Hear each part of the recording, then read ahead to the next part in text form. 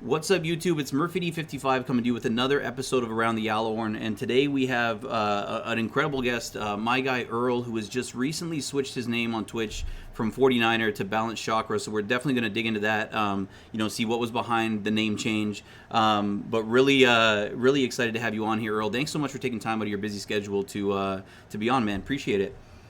Hey, no doubt, man. Yeah, yesterday was my Friday night, so at work, so I'm chilling now. Let's go. So how many days you got off? Are you off today and I tomorrow then? I I actually requested. I used to work 5 days a week, but with me in school, I Yeah. dropped down to 4, and it's a lot more, a lot Yeah. healthier, man, for the Yeah. mentals. For sure. Absolutely, man. You're kind of burning the candle at both ends, and then when you add in streaming on top of that too, even though streaming's something that a lot of us do for fun, it still is work, and it still, takes a lot of thought and time and effort. So you're burning the candle at three ends essentially. So that's good to hear that you kind of found a little bit more, work-life balance. Happy to hear that. We'll definitely get into what you're studying for. Look at somebody cashing a game versus the streamer on PS5. Get out of here, Luch. Get out of here. I'm gonna refund those. I'm gonna refund those channel points. But before we get into some of the more, current, things that I want to talk about, they've been, in social media and the news. I wanted to find a little bit about your background story. So from what I know, just from seeing you on Twitch and seeing you around the community, you come from a military background. Is that correct? Was that your line of work for a Yeah. while? Yeah. Yeah. So a lot of my family was military. I was the first Marine to go Marines Yeah. in my family. Went in straight after high school. I'd have my mom and my dad sign the papers because I was 17 when I graduated. Wow. But yeah, when it was military police, obviously they were freaking out, crying all the time. But Yeah. because it's like how parents are. You know what I'm Yeah. saying? So, but yeah, I was stationed in Japan, stationed at Quantico. Wow. Both of them are pretty good spots. But then, if anybody's been in the Marine Corps in the chat, they'll people will tell you that you didn't experience the real Marine Corps because you weren't in San Diego or you weren't in Lejeune or Yeah. any of that. You know what I'm saying? So I see fourth quarter. Fourth quarter Salute Devil Devil. Dog. That's right. Yeah. Yeah, yeah. We do have. So One thing I will say. I think the Marines are very well represented on Twitch. I know. We got Big Kev. We yeah, got a whole bunch of streamers that yeah. came out of there. And when you made the decision to kind of go into the Marines at such a young age, was that kind of looking to continue the tradition of like some of the men in your family before that? Was it?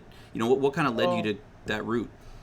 so personally, well, I was pretty heavily touted in football.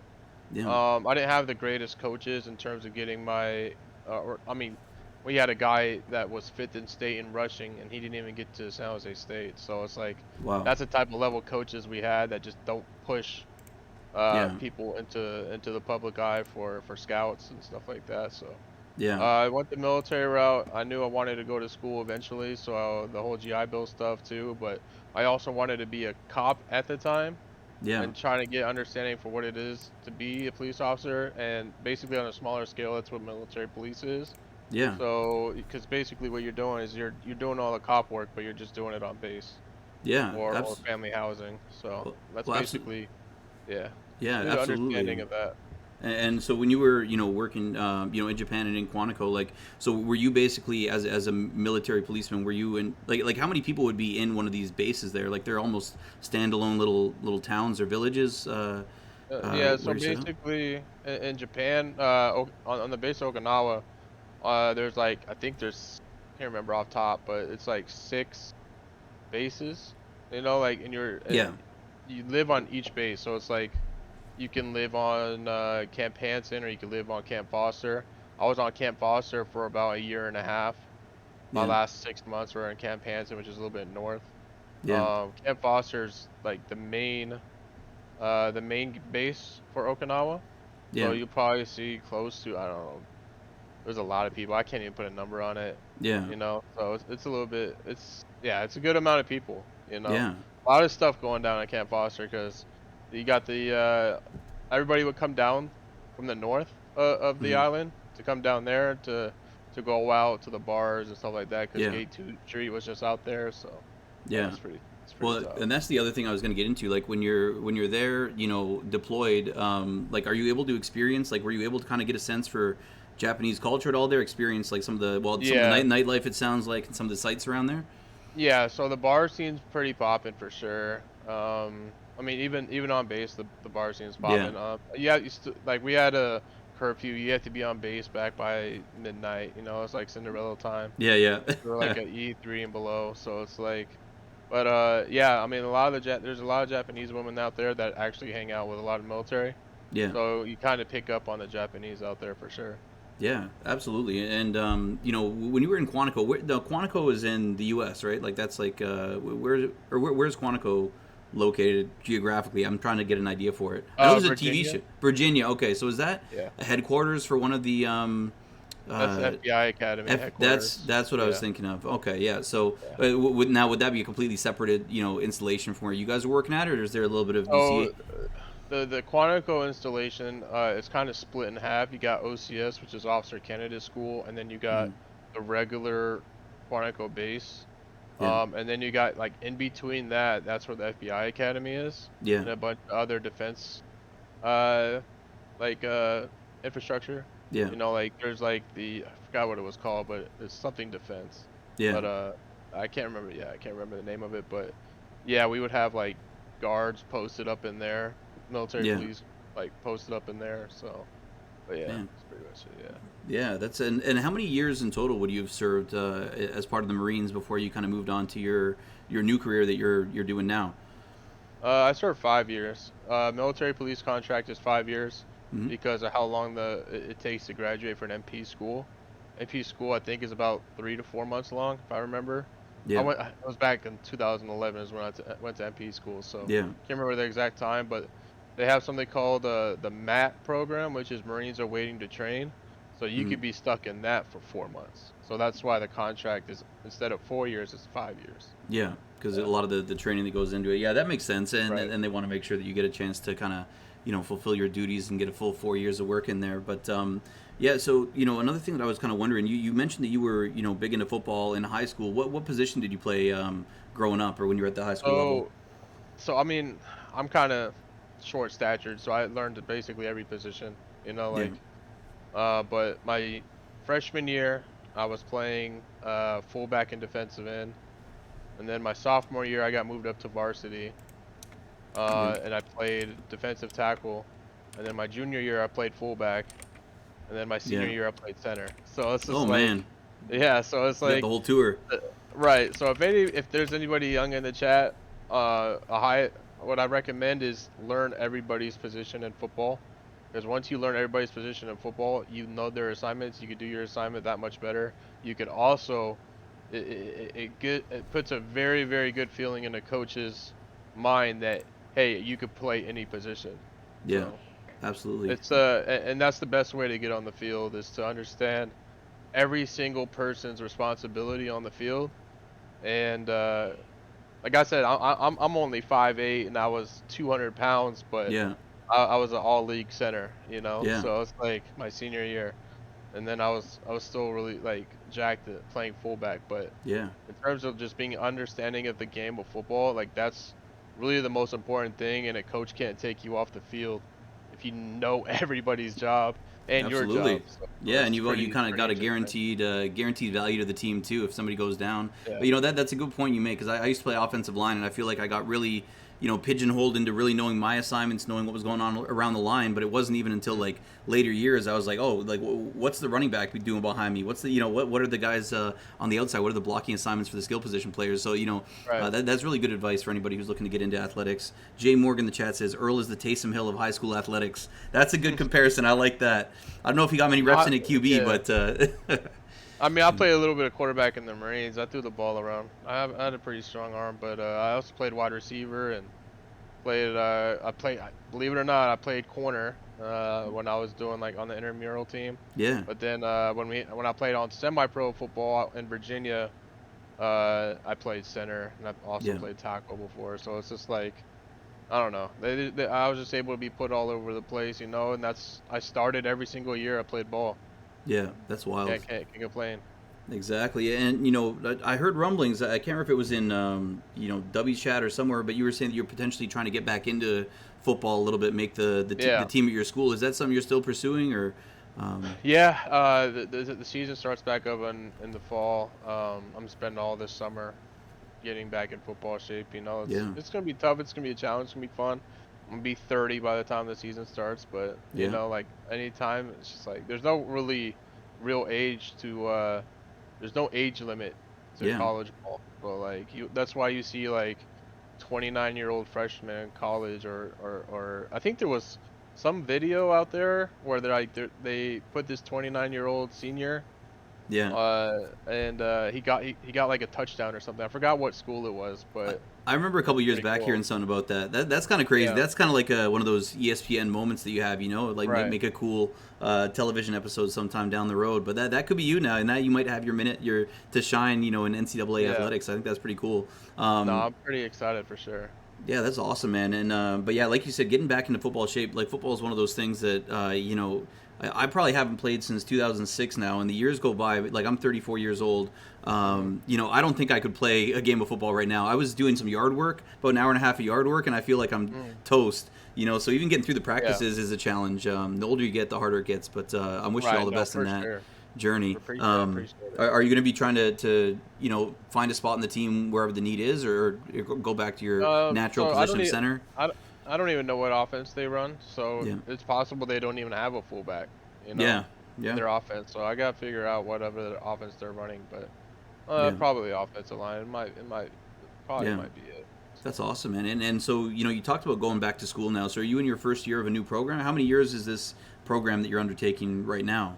Right now I'm in community college for kinesiology. I just started my first semester. We're ending our first semester next week. Yeah. Um, so far so good, you know. I got Yeah. pretty good grades. Spanish is my hardest course, but Yeah. like working full time and going to school full time is it's really tough to learn the Oh second yeah. language, you know. So Absolutely. Yeah. I still have it like at 85% in the class, which is a B, but I got some assignments I got to work on, but Yeah. it's just tough.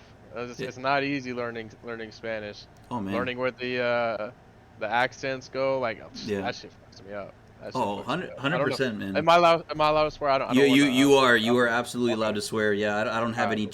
child settings on my YouTube or Twitch, so we're good to go. Got it. Whatever you're comfortable with. But it's in Canada we you guys have to take Spanish in high school. Is it like a mandatory course when So growing yeah, up? you had to take a secondary language, I believe, as an Yeah, elective. yeah, I took Spanish my senior year and my junior year. I got like yeah, a C plus, but I was never in class. yeah, I always went to like, because it was sixth period. I yeah, always went to like the gym and shot hoops or talked to my coaches and football yeah. and shit. Like Exactly. they never told me to go back to class either. So I was like, well, you know what I'm Yeah, might saying? as well. Yeah, why not? Like Right. I remember like, in Canada we have to take French because we have two official languages here. Mm. So we take that all the way from first grade till grade 9. So the first year of high school, freshman year of high school, and I can honestly say after 9 years of French, I can remember words, but like as far as conjugating verbs, making sentences, like I could not go into even Quebec and have a Yeah. conversation with somebody in French. There's no shot. I could pick out some words and maybe decipher Right. street That's where signs, I'm but at. yeah, exactly. I mean Yeah, enough that's to where get I'm you at with by, Spanish. but yeah. Yeah. Um, That's tough. Now, so you got the school going on. How many years is the program, the kinesiology program that you're in right now? Is it a 1 year program? Is it? So kinesiology is the major that I'm doing. So it's going to be like 4 years to get a Yeah, BA in it, bachelor's. yeah, So, but then again, I've been more. It's tough. I kind of want to minor in like astrophysics or astrology yeah, because I'm like super interested in science and space now and like understanding like uh all the questions we have about yeah, space. Like I think the funniest quote or the craziest quote I've heard or seen is that the more we learn about space, the less we know about yeah, space. yeah. So Hundred it's like percent. that's so interesting to me. Yeah, it's something that's we even the time of like how the universe was created and going Right. back to it's so vast that like our minds can't even really, at least my mind can't comprehend it really. And it's There's something so you much shit, yeah, dude. That's like you gotta be careful though, because you continue to think about that yeah, shit, you can completely disassociate from the reality that yeah, you're currently in, which is yeah. not something you want to do. That's Absolutely. gotta be scary as hell for sure. For sure, it's important to still stay grounded in the world that we live in Oh and that we're yeah, exposed to. But absolutely. But you're right. Like some of the people that are experts in the field, they can completely dive into it and dive into the theoretical aspect of it, and they can go their entire lives working on it and not really come through with a breakthrough. Or 10 years later, something else comes up that completely wipes out what they've worked on. I still think it's a valuable pursuit, the pursuit of this knowledge. But it's man, it's just so vast, and it's something that it's a tough subject for sure. This is yeah the thing about it. Like well, I don't really have like a full theory on it, but like yeah you got to be like you must have done like some sort of shrooms to actually yeah think about going into science at yeah that type of level. We're gonna talk about astrophysics and all this yeah other shit about space because that shit's deep. yeah. Like that shit is a rabbit hole that like you can really go down and just like lose who you are, So it's like it's tough. 100%, man. And I live, in Toronto, like pretty big city, a lot of light pollution. Like even seeing the stars on a given night, like where I live, you don't really see them, but occasionally, I'll go up to my in-laws' cottage and look up at the sky, and you're just like, man, like it's just sometimes it just hits you. Sometimes you take it for granted that it's even there. We just are too busy looking straight forward at what's in front of us, but then you take some time to look up, and it is really incredible. It really gives you a sense of how I know it's a cliche, but like how small we are in the grand scope of things. It's Dude, it's wild. it's really freaking intense. I mean, shit, I learned the other day that the universe is actually shaped flat. Wow. They did a and it's to a 0.4% chance that it's Yeah. wrong. So it's like Yeah. 99.6% is that the universe is flat because they use Yeah. some sort of device that it's like a laser that points Yeah. all the way around the universe, Yeah. and it came back as in like a triangle, but a flat triangle. Well, that's So insane. yeah, and it kind of makes sense too because if it wasn't flat, let's say it was spherical or anything like that, that all that means is there's an end to space. You know Yeah. what I'm saying? So Yeah. like a flat surface, everybody knows a flat line can go on forever because we don't know the end point. Exactly. Yeah. 100%. So And it's that kind of, and I'm not an expert at all in this field. Like I studied, yeah, I got my bachelor's degree in English, so I just read a lot of books, but not scientifically. It's not my background, but I know, with time travel and things like that, like people have talked about, folding and bending, like it would be a way to do it. And I guess the flat universe kind of theory kind of goes along with that, the fact that it can be right. like wormholes and all that stuff. But again, like that's something, who knows how many lifetimes from now people will be kind of discovering. I'm sure it'll be something that'll more Yeah. progress will be made, but it might not necessarily be in our lifetimes, for sure. Yeah, um, let me address KD and J more. Please do.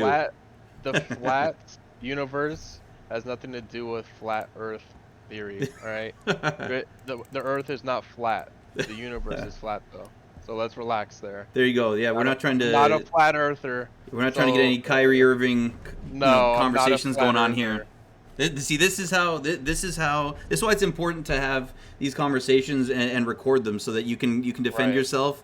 I can live defend myself. Yes. Exactly. Things get out of hand, in the Madden Twitch community. Sometimes things get a little bit blown out of proportion. So there you go, guys. The world is still Reading round. All right. reading comprehension is hard. It's hard. Absolutely, it is. Absolutely.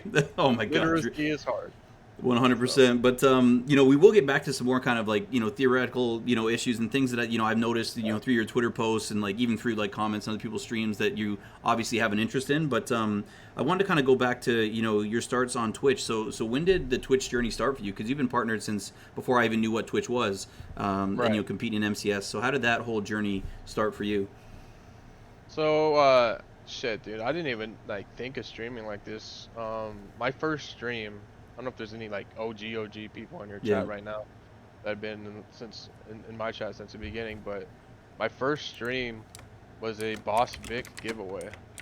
Oh damn. Madden, I think it was Madden 16, where it was like the Wow. 24-hour edition or whatever. It was like it had like the gray smoked out art, Yeah.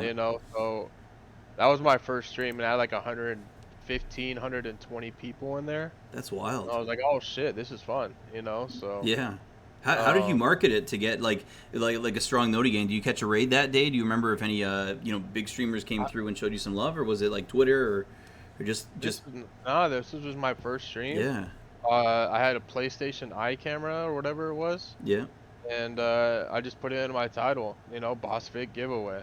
yeah I sold my entire team to get Boss Vic because I didn't want to play Madden no more, right? yeah And then ever since that, I got like donations the very like next few days to get a new team, and that was when I Wild. was like out there throwing with Silver Blaine Gabbert. You know, I was Yeah. actually winning games Jeez. with 69 overall Blaine Gabbert Yeah. playing playing Mutt 16. And, you know, so that That's shit. wild. I mean, I can't believe it's been already 6 years since that. You know, been Yeah. partnered for almost 6 years. Yeah. But yeah, it took me about 11 months to get partnered.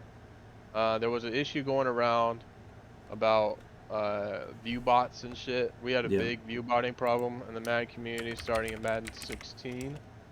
Yeah. And because I came out of nowhere and started getting a good amount of viewers, everybody thought I was view botting everybody, which is like, there's no honor in freaking view botting. You know what No. I'm saying? Like, coming from the Marine Corps, bro, no, if you don't have honor, you develop honor in the Marine Corps. Yeah. You know what I'm saying? Like, I went in with honor, came out with honor. Yeah. I'm not gonna go out there and view bot myself because how does that benefit myself?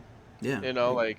It's not I don't want sustainable. that freaking negative connotation, you know. Yeah. And then the thing that affected me the most was the people that I fucked with that still thought of you about it. That's the shit that pissed me off, you Yeah. know. But Yeah. I've literally put it in my stream title like, hey, I'm getting view botted, Twitch help, something like that. Yeah. Like, I've emailed Twitch about the view botting situation. Like, Yeah. I literally put it on, and then like they couldn't say shit to me after all the people that were like hating on me and shit. Like when I got partnered, because Yeah. it was me, Pony Montana, and a.k.a. Killer. I'm not sure if you're familiar with I a.k.a., but I know Pony for sure. AKG sounds okay. familiar, but I don't know if I've caught one of his streams before. Yeah, Yeah. he was another pro player for years. But yeah, we all got partnered within a week. Wow, that's So wild.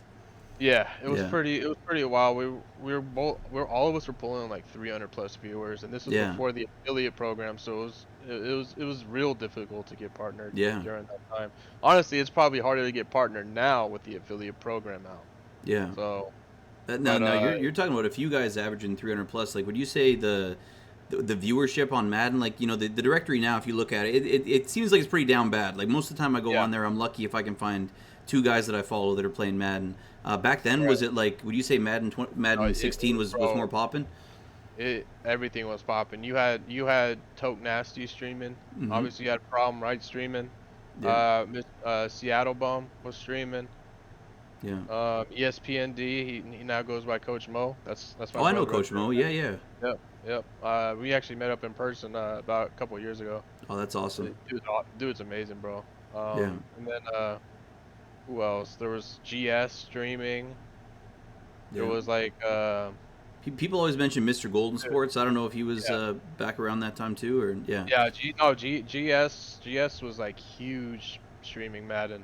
Yeah. Like he would have 800, 900 people on his stream, and Yeah. his YouTube videos were like 150,000 viewers plus. Jeez. No, back in those days, Madden was crazy. Yeah. Yeah. Yeah, So and it's and now I know we get through this period, kind of around February, March. It seems like it gets earlier and earlier every year where people kind of start to jump ship and get a little bit tired of Madden. I mean, this year they ended MCS super early. It seemed like I can't even remember what month the last was it February or early March when the last event happened. It was MCS was done really it early was this real year. early. Yeah, it was Yeah. real early. Now, Um, yeah, I don't did know that have about an that. impact on your desire to kind of play Madden this year? Like, what time? How late in the year did you play Um, Madden till? Like grind it I mean, hard. I'm grinding it hard. I would probably say that the end of December. Yeah. You know, that was probably where I grinded the most. But I just didn't like the game all year, honestly. Like, Yeah. there's very little skill gap to this game. Like, if you're really good at defense, it's gonna show. Yeah. But the fact is, if I call cover four and my cover four gets bombed, that's a problem with the game mechanics. Cover four is literally designed to not let a big play happen. Yeah. You know, so it's like that's the Yeah. shit that pisses me off in this game is just that zones are so beyond broken because of Yeah. how bad movement is Yeah. and how bad awareness is on safeties particular. I mean, honestly, all Yeah. DB. You know, and like Yeah. you gotta pray for your hard flat to play a hard flat. So Yeah. For sure. It's like, the game is not in a state to be competitive. yeah. That's basically the simple answer. Now with that being said, do you think that going into Madden 23, do you think that do you have any optimism that some of these issues are going to be fixed, or do you feel like the problems that you've been seeing this year are going to continue on, and zones are going to play like crap, and do you see Well, yourself wanting to compete in next year as well? if you asked me this 3 months, 3 or 4 months ago, I would say absolutely not. I have no Yeah, optimism, but yeah, nowadays, I have optimism in everything, man. I've yeah, Yeah, I just have hope for everything really. So we'll see yeah, what happens. But I mean, honestly, like it's tough. Like we haven't really been shown anything that will give us hope. But yeah. I don't know. If you don't have hope, what's the point? Like you just gotta keep chucking. Yeah, absolutely. 100% agree with that. And one of the things that I wanted to kind of, talk to you, and you said, nowadays you're having more hope. And you recently, just a couple days ago, I feel like changed your name to Balance Chakra. Now, Yeah. do these things go together, like this new outlook that you have? And what's kind of led to this new outlook that you're having where So, you're optimistic? so we're about to go down a deep Let's rabbit go. hole. I figured I was going to All hold it right. off, and I'm like, let's just get into it. Yeah. If there's one thing No, we for address, sure. let's address this. Yeah. No, no doubt. So February 14th, was like my life-changing moment. Like February 14th, everybody wants to celebrate a significant other, stuff like that, Yeah. maybe a family member, but February 14th, it's okay to celebrate yourself. Like Yeah. self-love is very, very important. So I went through the most, probably the scariest moment and the most meaningful moment of my life. Yeah. Um, 2 years ago, March 17th, 2020 is when my dad passed away, and I was just like, obviously during COVID, you can't really Yeah. like uh cope or grieve that you normally could because you can't Mm-hmm. really like see him buried or see Yeah. see see people like that. So if anybody's lost somebody during Yeah. COVID or Well, I'm sorry anything for your recently. I'm loss. sorry. Sorry for your No, I loss, man. That's appreciate it. I tough. Yeah. appreciate it. Definitely at peace now, Yeah. like, but yeah, so uh basically here in California in Oakland, they decriminalize mushrooms, so we Yeah. can talk about it. Yeah. Yeah. Um but I had the craziest trip I probably ever had in my life. I don't think I'm ever touched mushrooms for a very long time. Yeah. You know, it was that scary. Yeah. So basically, I was laying in bed. I was playing 2K, and then um, I was playing 2K, and then like a bunch of like different colors started popping in, like Yeah. like rooms, like you start seeing shit. So Yeah. like you see a bunch of like fractal colors and stuff like that. You close your eyes, it's like the visuals pop even Yeah. harder. So then, so yeah, I was like, all right, this is gonna be a wild, wild ride. Hopefully I'm ready for it. I mean, I went into it. I was pretty depressed at the time, so I wasn't mentally there to be like, you know what, I'm gonna be able to handle whatever it Yeah. was. So it's like, but then it got super aggressive. Like I'm talking like, uh, complete ego dissolution. So for Yeah. ego dissolution, it's like ego death. You Yeah. completely lose sense of self. You're like everything about you that made you you, Mm. completely like taken from you. You know what I'm saying? So it's like it's a Yeah. very scary experience. Basically, my spirit was like lifted from my body, and then I watched my brain like rewire itself. Like That's incredible. Yeah. every single neuroceptor, like it was like it just flashed. It was like a switch Yeah. of the light constantly for what felt like 1,000 years. Yeah. So that was just like, and at that stage, like when you're so out of it like that, it's not so much what's going. I mean, you know what's going on because it's at that stage when you're going through ego death. It's Yeah. all about awareness. That's really all you feel. Yeah. You're aware of what's happening, but there's nothing you can do to stop it, change it, nothing. So it's Yeah. like your ego is completely gone, cooked. Which is You terrifying know? because we were used to Yeah. having control over that kind of thing, but here Right. you're just a spectator in your own brain at this point. Right. Right. Yeah. So, uh, it's definitely the scariest moment I've ever had because I definitely thought I was going to be in Looney Tune land forever. Yeah. You know, because obviously, like time and setting, it's not so much about where you are, physically. Yeah. It's where you are emotionally when you start doing psychedelics. So it's Yeah. like if you're not mentally prepared, it could Yeah. literally drive you insane. And Yeah. drive you mad. Like you'll Well, be on the street corner throwing out absolutely. conspiracy theories and shit. For sure. So it's like But yeah, it was it felt like 1,000 years, man, and it was fucking scary, and I started to come to, and my vision was blurred when I was Yeah. coming back to this reality, and like I was literally thrown through like 10 different dimensions, man. Like Yeah. it was the craziest freaking experience of my life, and definitely was scary for sure, Yeah. So, Scary, but but also like it sounds like you took like a big positive from it. Like I remember no, you it seemed like you yeah. had to like I'm sure you did a lot of research into all these terms. Like after when you went Right. into it, were you expecting the trip to kind of take you into a specific direction, or were you just kind of going with the Well, flow and then I seeing was what I was happened? I was I was shooting for the ego death because I wanted to find purpose in my life. Yeah. I wanted to find that self appreciation. Also, I wanted to find that that love for just life in general. Like Yeah. appreciating what you have and appreciating because a lot of it back in my like before February, man, I was like flexing, just to flex, just to be an asshole. Yeah. So it's just like. It kind of it woke me up in the greatest way possible. I'm just like Yeah. super positive now, and but yeah, finishing up the experience, man. Like Mhm. my vision was blurred, and I was just getting out of bed, and it was just like I still felt like I was in a dream, man. So it's just like, but the first word that I said, it was like I was reborn again, like a fucking baby. You know what I'm saying? Yeah. Like, Yeah. and Yeah. the baby's first word could be whatever. My first word was thankful. Yeah. And that was really freaking powerful, and uh it took me a while to get like all my memories back, even the memories that like you block out as a kid, because I went Yeah. through a lot of death in the family when I was like from 11 to 13. Yeah. So I couldn't really focus on being a kid, and I didn't really For understand what sure. death was, so I just blocked it out. Yeah. So I completely forgot that like my mom put me and my brothers through psychiatry and stuff like that because of the death in our family. Yeah. So it's like I completely blocked that out of my mind because uh, there's a lot of things you can block in your mind and put in your subconscious that you just don't think about until something opens up those wounds, and shrooms did that. Yeah. But it made me uh, just like be more connected to my emotions in general.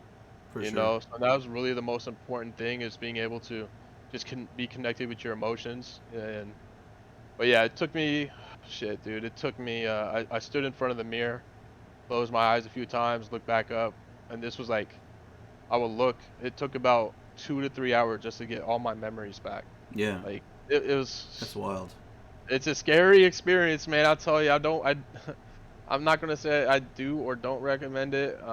It's very scary. Yeah. It could be traumatic for a lot of people if you don't really have a strong mind to come out of it. Like Yeah. 15 grams of the most potent mushrooms you could find in the world. Yeah. Uh, it could literally fuck you Yeah. so hard that you just can't recover. For sure. I think my only experience with it was through like a tea, so it was definitely not as concentrated, and it was still Right. a weird ass evening, and a lot of paranoia. Like, luckily, I did it with 4 or 5 friends who were with me, so it was we had each other to kind of fall back on. But man, it is powerful stuff for sure. It's not like going out for a night of drinking because you know the process. You know the euphoria, the feeling good, the Right. hangover the next day, and then you're back to normal. And maybe there are some gaps depending on how much you had, but like realistically, you're back to your baseline after that. Whereas this, it sounds like kind of like a transcendent experience. Like I've always been kind of fascinated with like I always loved a lot of the movies that come out of the 70s, like that deal with like psychedelics and stuff. And the Yeah. film directors obviously were all experimenting. I mean, a lot of the great music, that my parents would have grown up listening to would have come out of psychedelics too. But, one thing I've heard is that a lot of people, when you're undergoing this, it's important to like have a guide with you, like somebody Yeah. who's there to kind of guide the experience. But you were going into this I went in solo. solo, bro. Then that's where I guess the fear Solo. comes from. You had to kind of work through it on your own. Yeah, I don't mean I was so gone. I probably wouldn't even hear the person if they were next to Yeah. me, anyways. So it's just like, but yeah, that was just the most terrifying thing. But like been a lot of people, even people with kids, just had Hmm. newborn kids, man. Like they still say that shrooms ego death is the single most breakthrough moment in their life, even after Yeah. having a kid. I don't have Yeah. kids, but Yeah. that's what people say. That Yeah. it's pretty freaking intense, man. Yeah. Uh, the power that psychedelics can have. on the brain in a positive way, you know. For sure. So I've seen a lot of stuff about, for severe mental illness, things like that, I don't know if there's clinical trials going on with psychedelics, but I know that a lot of people in the field think that there really could be benefits from having people go through therapy, supervised, controlled uses of this, to kind of, like you said, like you literally visualize the rewiring of your brain, and a lot of mental illness is the wiring of your brain kind of being crossed. Do you think that that's something that has some value, like potentially a clinical value, in the right settings for people? absolutely, man. There's a lot of people that microdose Hmm. just so that they can not so much function, but it gives them more creativity, Yeah. you know. So like microdosing, you're taking like 2.3 grams, so it's not even something to trip off. You're not Yeah. seeing anything. You're not seeing visuals. You're not seeing the walls breathe. You're not seeing any of that shit, right? Yeah. So it's more so to just like it's more of a creativity thing, Yeah. creativity booster. But yeah, in terms of like PTSD and stuff, there was actually I read Hmm. about shrooms for probably a good year before I actually did them. Yeah. Um, like I asked my buddies that have done them before, and they said like one of my best friends is like, yeah, he did them, but it's bad when they go bad on you. That's it's a scary experience. So he Yeah. stays away from them too. So Yeah. it's but yeah, there was a report about a Navy SEAL, I think, that was going through severe PTSD from like Hmm. all his special assignments and stuff, and he tried every single antidepressant that is literally on the market in the Yeah. pharmaceutical world, and it didn't help him at all, right? And then somebody said, "Hey, man, you could try shrooms and see how it works out for you." So apparently, the shrooms worked out so well from him, and like he, I can't say he barely has Yeah. PTSD, but he's much able to cope with those demons Yeah. than he was when he was actually doing antidepressants. So there's Yeah. definitely a lot of value For in the sure. in the in the healing of mushrooms. Personally, it heal. I'd Yeah. probably be the same person I was 5 months ago if I didn't go through the experience that I went through. You Yeah. know, so shit, dude. It's there's definitely a lot of positivity that can come from it. Obviously, there's a very, it's not a high chance that you can develop psychosis but it's Yeah. possible. You can definitely develop psychosis and Yeah. schizophrenia and shit like that. So Which is it's also, that's a terrifying idea for a lot of yeah, people, myself included, for right, sure. Yeah. right, and that's I mean that shit you could be spouting off freaking, like I said, conspiracy theories on the street corner, man. Yeah. Shit, I got where I work at. There's this guy that's always around that's spouting off conspiracy theories. So it's like that shit hit Yeah. me deep. Oh Like yeah. I could have been that guy. Yeah. After the experience that I had. So it's For like sure. the craziest part about that is what I felt was like 1,000 years. When I Yeah. woke up, only 2 hours passed. Yeah, that's In real life. incredible. That's Yeah. reminding me of and for some reason in the last like couple weeks, I don't know what. Normally, when you have a lot on your mind, like you might dream more, and I find even when I'm taking a nap now, I'm having dreams where there are years where I didn't dream at all, years that were stress free, where it's just like I sleep and I'm out and I wake up refreshed, Yep. But it's when you have a dream and you might go to sleep for like a 30-minute nap, but your dream is like a 12 I was like, hour 4-part right. movie. Yeah. It's like not to be corny, but like Inception does a good job of it. Like the deeper into a dream you go, you can get so much accomplished as far as like knowledge and thinking things through. Like, and it kind of just makes me think about the potential of the human brain. Like, we Right. use, I don't know what the percentage is, but we use such a tiny Yeah. percentage of our brain.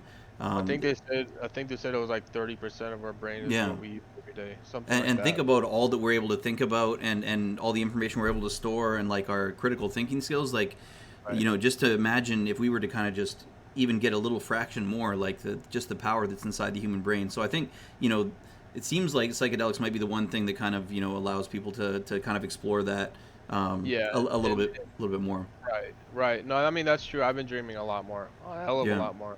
Yeah. Like every time I go to sleep, I dream. I mean, I can't really wake up and remember most of it Yeah. or any of it. It just happens. But Yeah. um, yeah, the brain's a powerful thing, man. It's man, it's so Yeah. hard to explain like how powerful our brains are Yeah. because we don't even know the half of it. Yeah.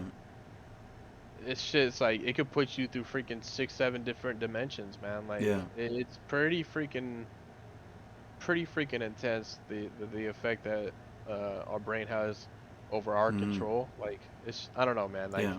I still can't understand like how we were built like so perfectly. You Mm-hmm. know, people want to pull out simulation theory, but Yeah. um, if you want to pull out simulation theory, who's running the simulation? We could go down Yeah. that rabbit hole. You know what I'm saying? Like, Yeah. you know, And like that's what's so fun. It's like that's the thing about like religion and stuff. Like, yeah. I wouldn't say I'm super religious. I'm more spiritual than I am religious, Yeah. and I feel like there's a lot of disconnect between what people understand by that. You know, Yeah. like being spiritual with the world and spiritual with nature. It's more so like, uh, obviously you know there's a higher power that created you, a higher power that Yeah. and stuff like that, but you don't really get heavily invested in all the religion aspect of it, you Yeah. know? Yeah, because religions But are what, a couple thousand years old. Like, a lot of the yeah, monotheistic religions have really only been around for a right. couple thousand years. So it's, the And human there's history goes way deeper yeah, than that, way and there's further still back. there's still new religions coming out every day, but a Yeah. lot of it has similarities, you know? Yeah, for So it's sure. like it's interesting stuff. Like the one thing I've always been wondering, like this, that you could literally lose like uh aspect of reality when you ask yourself like, how can the Big Bang happen if there was a how can you get something from Hmm. nothing? You know what I'm saying? Yeah. That's why I tweeted it a couple weeks Yeah. ago. But it's like, how do you get something from nothing, and how do you get nothing from something? Yeah, You know, so it's it's almost like like our brains are not meant to understand. Like understand we that. can't wrap it up. We're so tied into the constructs of like time, Hmm. space, distance, like things like that. Whereas realistically, like you said, with when you were talking about the universe being flat, like our perspective is probably so limited as far as like it's mind bending stuff. Like really, it is like you said a rabbit hole. Like it's so Right. hard to No, comprehend. it's seriously. Hey, what's going on, Noah? But it seriously is a rabbit hole. You know, like Yeah, time is more so dependent on gravity. I mean, that's according to Einstein. You know what I'm saying? So it's yeah, like. If you let's say for you were able to you were able to get a spaceship, right? For whatever reason, you were rich enough to own a yeah, spaceship. Maybe you're Elon Musk, and yeah, he was able to bend time. You can, if he was able to park his spaceship out of a black hole and not be crushed by it, hmm, he could spend 3 weeks in Earth time, right? yeah, And come back. And because he was so close to a black hole, which is obviously no, it's like antimatter, so yeah, everything comes back into the black hole. It messes up time. So like 3 weeks around a black hole would yeah. be 500 years on Earth, Yeah, and he'd only aged 3 weeks. You know, that's like kind of wild. That's kind of like the. yeah, Have you seen the movie? What's the one with Matthew McConaughey? It deals exactly with this. I'm trying to think what it was called. He's like a farmer on Earth. Anyone in the chat knows the one I'm thinking of, but it deals with that where they go down to a planet, far out where they spend 5 minutes on there and they come back and it's been 30 years, something like that. Like, right. kind of crazy stuff. Yeah, Yeah, no, man. the time is more of a construct than it is actually a real thing. It's your perception of time. You know, like, and it's a perfect example. Like, shrooms are a perfect example. You don't have any perception of time. Yeah, You know, yeah, like time doesn't exist in your brain when you're on psychedelics. Time exists when you're on weed and shit. It yeah, just slows down. You know, yeah, like your perception of time slows down.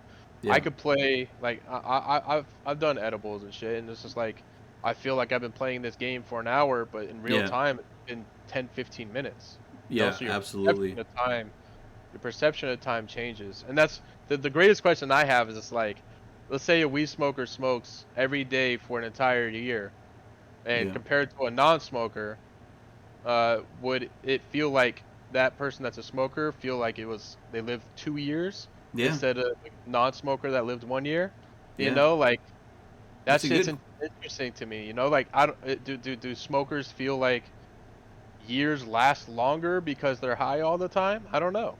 Yeah, that's true, and obviously, like as far as there can obviously be some ill effects from these things, like extended use over a long period of time, as with anything, smoking, drinking. Like it can, affect our mortality down the road. But you're right about that. Like it's an interesting kind of thought experiment to think about. And kind of going off of this too. I can't remember where I saw this. Probably a tweet, maybe a comment. I think in Masomatic stream early in the morning or something like that. But you were talking about it was probably your simulation tweet that you put out there about Oh yeah, it might, I think it had to deal with the metaverse or something like that. What yeah. is the metaverse? Because I'm actually not really I don't even know So what it meant when I saw it. so the metaverse is more so virtual reality. Mm-hmm. Um, and me and Maze are talking about obviously just while he was playing, Yeah. he was making it up. But metaverse has to do with like yeah, basically done with virtual reality and like headsets and shit like Yeah. that. But it can go to the point where it's not a headset anymore. It's actually Yeah. like in your vision. So Yeah. what you see in VR would actually be reality, Yeah. but it would be a different reality from somebody that isn't Yeah. going through like that You type of you be seeing metaverse, things that So weren't there and having a very different right, experience than somebody else standing right beside you, right, basically. Yeah. right. And And that's basically what psychosis is. You yeah. know, like I could tell you your shirt's blue. Everybody in the room can tell you your shirt's blue, but you'll Yeah. still think it's green.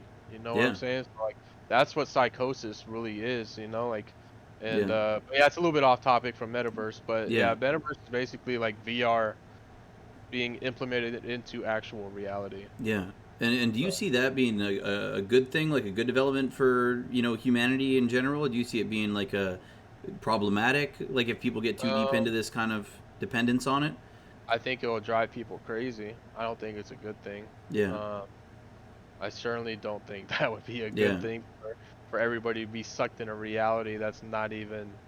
Yeah. I mean, I guess when you think about it, if everybody's stuck on that reality, that is the new reality, right? Yeah, for sure. So, In preparation for this podcast, I was watching. My wife and I were watching The Matrix the other day, and she was saying, "Oh, I never really understood it the first time I watched it." And it talks about that whole idea of existence being a simulation, and really whatever you perceive to be reality is your reality. Some people get so deep into whether it's through, like you said, psychosis, whether it's through um, any number of things. They can get detached from what reality is, and that can be frustrating too. Dealing with people who are detached from reality too. It can be, you really can't explain it. They have to uh, be able to see it for themselves.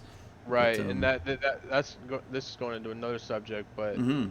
when you would disassociate yourself from the reality of everybody else, it can be pretty scary. Yeah, Like not gonna lie, a couple days ago when I found when I was meditating for the first time and I saw the color purple, and purple is yeah, the color of the sixth chakra, which has to do with your third eye. I yeah, started having like a feeling in my chest and in my mind, like I was starting to like lose touch with the reality here on Earth. But then I was yeah, just like, what the easiest way to do that is to sleep and ground yourself by going out in nature, and yeah, I'm completely fine now. But that's really scary if you continue to think about shit that's not actually our reality. yeah, You can drive yourself insane. Like yeah, that's really freaking scary to think about. Like a lot. I forgot who it was. There was a quote out that it was like if you continue to think of stuff that's not true or in our present yeah, time and our present reality, and you start wandering your mind elsewhere, your mind will get taken elsewhere.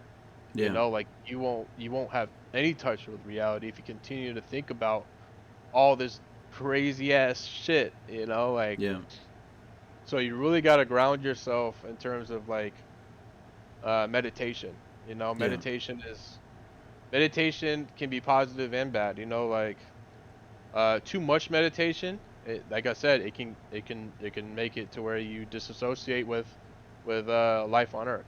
You yeah, know, yeah, so you seriously really have to be careful with how much meditation and how deep into meditation you can go, because that's a rabbit hole in itself. And yeah, um, meditation, like the people that are really deep into meditation, you can actually release DMT naturally in your brain through meditation. So it's like wow, in DMT, people don't know what it is, but I'm sure maybe some of you guys seen Joe Rogan podcast and shit. But DMT is normally only released during birth, during death, and obviously through the drug DMT yeah, and through deep meditation. wow, So Yeah. Is it like a It, hormone, like a something like that, it's like in a your super powerful it's hormone? so it's in your pineal gland. Your pineal Yeah, gland is like a it's like a shit. It's like a I don't even know how to. It's like a walnut shaped yeah, thing in the middle of your brain. yeah, It's really difficult to activate. yeah, Uh, Usually when you have like vivid dreams, that's when your pineal gland is activating, right? yeah, So it's like, but yeah, it's and DMT trips. I've never been on DMT. Um, I think that's really out of my yeah, out of my realm right now. I don't really want to go down that route because yeah, I love how I am right now. I love yeah, how I am absolutely. personally. So I've got everything I've needed, uh, like healing wise from Yeah, my experience with shrooms. I don't think I'm gonna ever touch shrooms for at least, I yeah, don't know, 5, 10 years maybe. yeah. And you Um, researched it for a year ahead of time as I well, so it's not researched it like for a a long time. yeah, Yeah. it's not like somebody popping something over to you at a party. It's like something you put a lot of No, thought no, no, into, no. and No, yeah, it's not psychedelics isn't something you fuck with at all. yeah, Um, because it literally it changes your brain, you yeah, know? So 100% it's powerful thing. yeah, no, and it's been proven to cure depression now, Yeah, or alleviate depression, but it's a scary fucking thing, man. But yeah, DMT it's a very very powerful powerful experience. Like the people that have done DMT, they said that they've seen like entities and like alien life forms. A lot of what people see on DMT is like jokers, yeah. like goblins, freaking Jeez. gnomes. Oh man, I'd be freaking Yeah, out. so Yeah, yeah, so but a lot of people that do these DMT trips, they're like they go into it right, but they let these entities take them wherever they need to go, right? So yeah, these entities will take you and they'll like show you things, right? And the scariest part, I mean, if you try to fight it, it's the worst possible thing you can do is try to fight these freaking entities from trying to take you, yeah, So it's like I was watching a video of this chick on YouTube. She said that she had the worst DMT trip of her life because she continued to try and fight them because they yeah, were like pulling on her and trying to tell her to go this way and go that way and go this way and that way. So she yeah, kept fighting them, and it traumatized her for like 2 years, right? yeah. It, So, but it's a yeah, it's a very very powerful. It's more powerful in shrooms in a way. yeah, But it's like the most it's a really powerful, yeah, powerful yeah. experience for a DMT trip. It's kind of interesting, like just thinking about it. It seems like North American culture, like or maybe European culture, doesn't really want to mess with that side of things so much. But Right. when you think about like Eastern culture, like maybe in Asia and India and in Buddhism, Hinduism, or even First Nations or Native Americans, the Spirit Quest, something like that. That's when you were talking about the DMT trips. It kind of reminds me of somebody going out into nature and trying to kind of have a spiritual awakening. But it's kind of strange, like how some cultures can be Yeah. very accepting of it, and it's very baked into their mythology. Whereas for us, it's like more of a medical clinical setting of almost trying to kind of subdue the brain and rather than Right. like expand on it, you're trying to kind of calm it down and not to say that people haven't had great results with some medication too, but definitely not for everybody, as well. Right. um, Yeah. So it's South America is really really big into ayahuasca. yeah, Ayahuasca is part of the DMT experience, and it's like you have to go out like in the wilderness of like South America, to actually like they have a shaman, they have like healers and stuff like that. Like it's really really really deep in South yeah, America in terms of like the way that they do their ceremonies. yeah, It's a very controlled environment, but yeah, yeah, like I don't know. The thing about like psychedelics, I don't think will be legal in the United States for a long time, is because uh, it's a theory, but I think the government doesn't want woke people in terms of like appreciating self-love and appreciating each mm, other, yeah, because if you have a bunch of those type of people, the government can't put fear into these people, yeah. So It's a greater sense of like everybody being tied together and interconnected is a very strong thing. Whereas right. it seems like dividing people seems to be the what the governments want to do. No matter what party's in power, division is a very strong tool for getting what you want Yes. done. Right. Yeah, So in terms of politics, I don't steer one side or the yeah, other. I'm not a liberal. yeah, I'm not a Democrat. I'm not a conservative. I'm not right wing. mm-hmm. I'm an independent thinker. Yeah, Um, I have a lot of theories of my own that obviously can swing one side or the other. And of course, on Twitter, yeah. you can't really explain yourself on Twitter Not the enough way you characters. want. Yeah, Right, not enough characters. So it's like if I have something that I see is important, somebody else is gonna flame me for it. Like yeah, that's just how it is. But I've never voted for a president in my lifetime. I'm yeah, about to be 30 in July. I think all politicians are crooked. yeah, You know, I feel like they say whatever they want to say to get into office, and then they mm-hmm. backtrack and don't do any of that shit. Yeah, So I just don't vote. I can't morally I can't vote for somebody just because they're the lesser of the two evils. yeah, Like my mom voted for Biden, but I can't vote for Biden just because I hate Trump. yeah, Like they both are fucked up individuals. You know what I'm yeah, saying? Like I just can't do it. And it's yeah, like, oh well, you gotta pick the lesser of the two evil. No, I don't. I'm just not gonna vote. yeah, So it's just like I can't morally choose who's better than the other. They're yeah, both fucked up. yeah. So it's just like I can't do it. Well, But in terms of policies, man, I know we wanted to get into yeah, the whole gun control stuff, but yeah. That's I was thinking we could head there afterwards, but don't yeah, no rush. Yeah, no, for sure. So it's just like the gun control. We can get into it. yeah. Let's go for it. Yeah. Yeah. So obviously, my background, I was around guns for 5 straight years. Like Mm-hmm. I'm a firm believer that civilians don't need assault rifles. Yeah. Um, the Second Amendment was literally put into law to defend your house from tyranny and from people trying to hurt you. Yeah. Um, the fact that people want to bring guns into a Starbucks or a Yeah. supermarket doesn't make sense to me. Yeah. Because it's like we said, like that heinous act of white supremacism Mm-hmm. that took place in Buffalo. Rest in peace to everybody involved in that.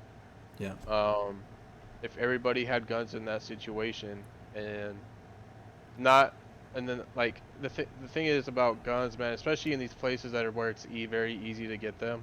Yeah. You have very low IQ people with guns.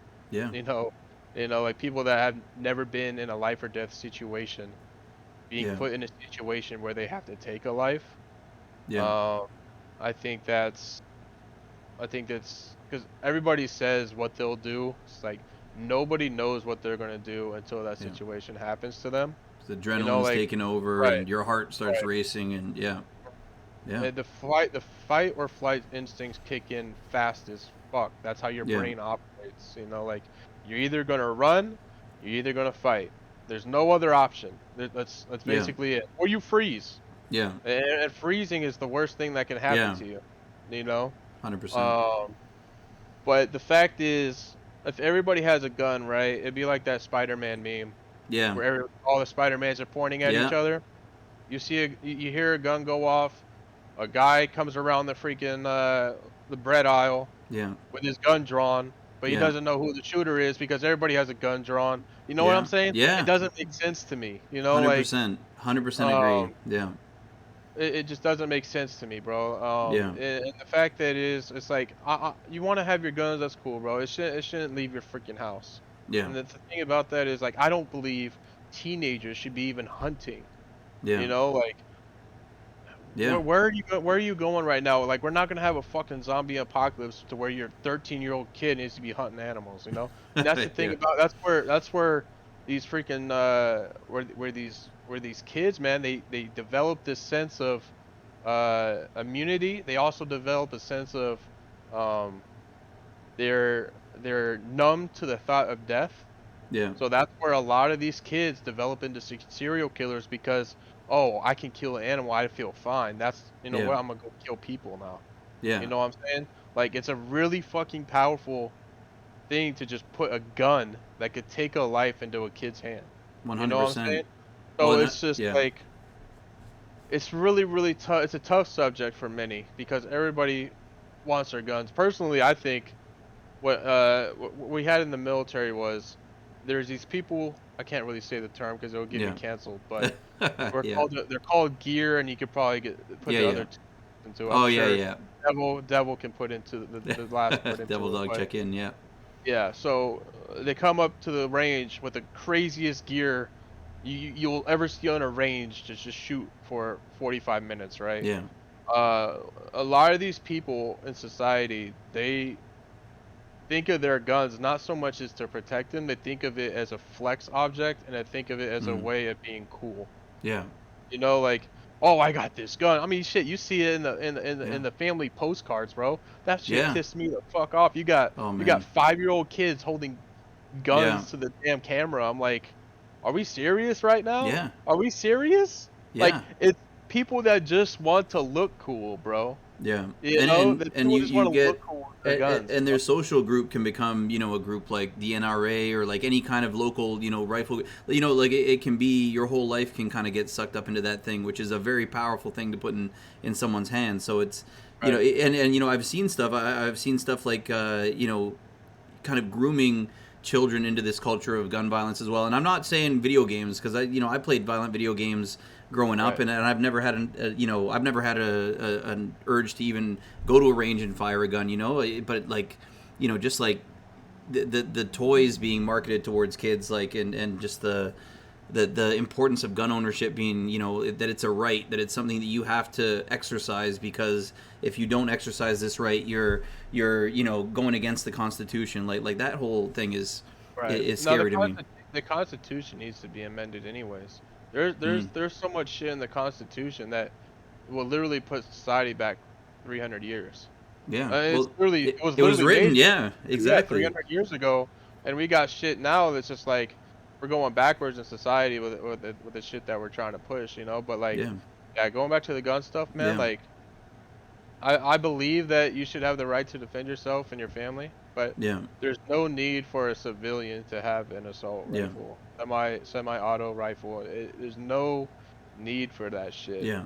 because it's like I mean, shit. You want to look at the murders per capita? A lot of the murders are done by pistols, anyways. Yeah. But a lot of the mass casualties are done by Yeah. weapons Well, that yeah, are because you can't. It would be difficult to kill 10 automatic. people with a pistol, Right. whereas you'd have to reload, 8 shots in. Right. Whereas with something that's got a 100 round clip on it, and it's it just makes it so easy, and the amount of rounds per second, it's a tool of war, as like that idea terrifies me, of walking into a Walmart when I'm on vacation one day and seeing someone with an AR-15 strapped over their No. shoulder. And Right. in Canada we can't, like, there's no open carry as far as I know. Like there's really no open carry. I'd probably be freaked out. I'd get out of the store, like, just because we're not exposed to it the same way that maybe you guys are, down there. Right.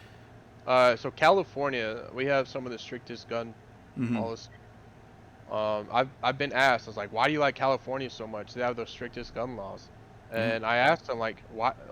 And I asked him back, I was like, why is that a bad thing? And I get no Yeah. response. You Yeah. know, I'm like, it's not a good thing to make guns more accessible to people. It's a worse thing.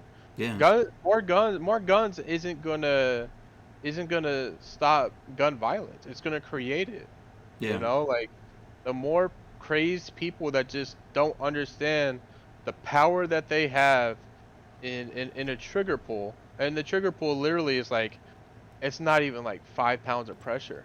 I forgot what the Yeah. actual pounds of pressure. I'm probably exaggerating, but it doesn't take that much pressure to pull the Yeah. trigger.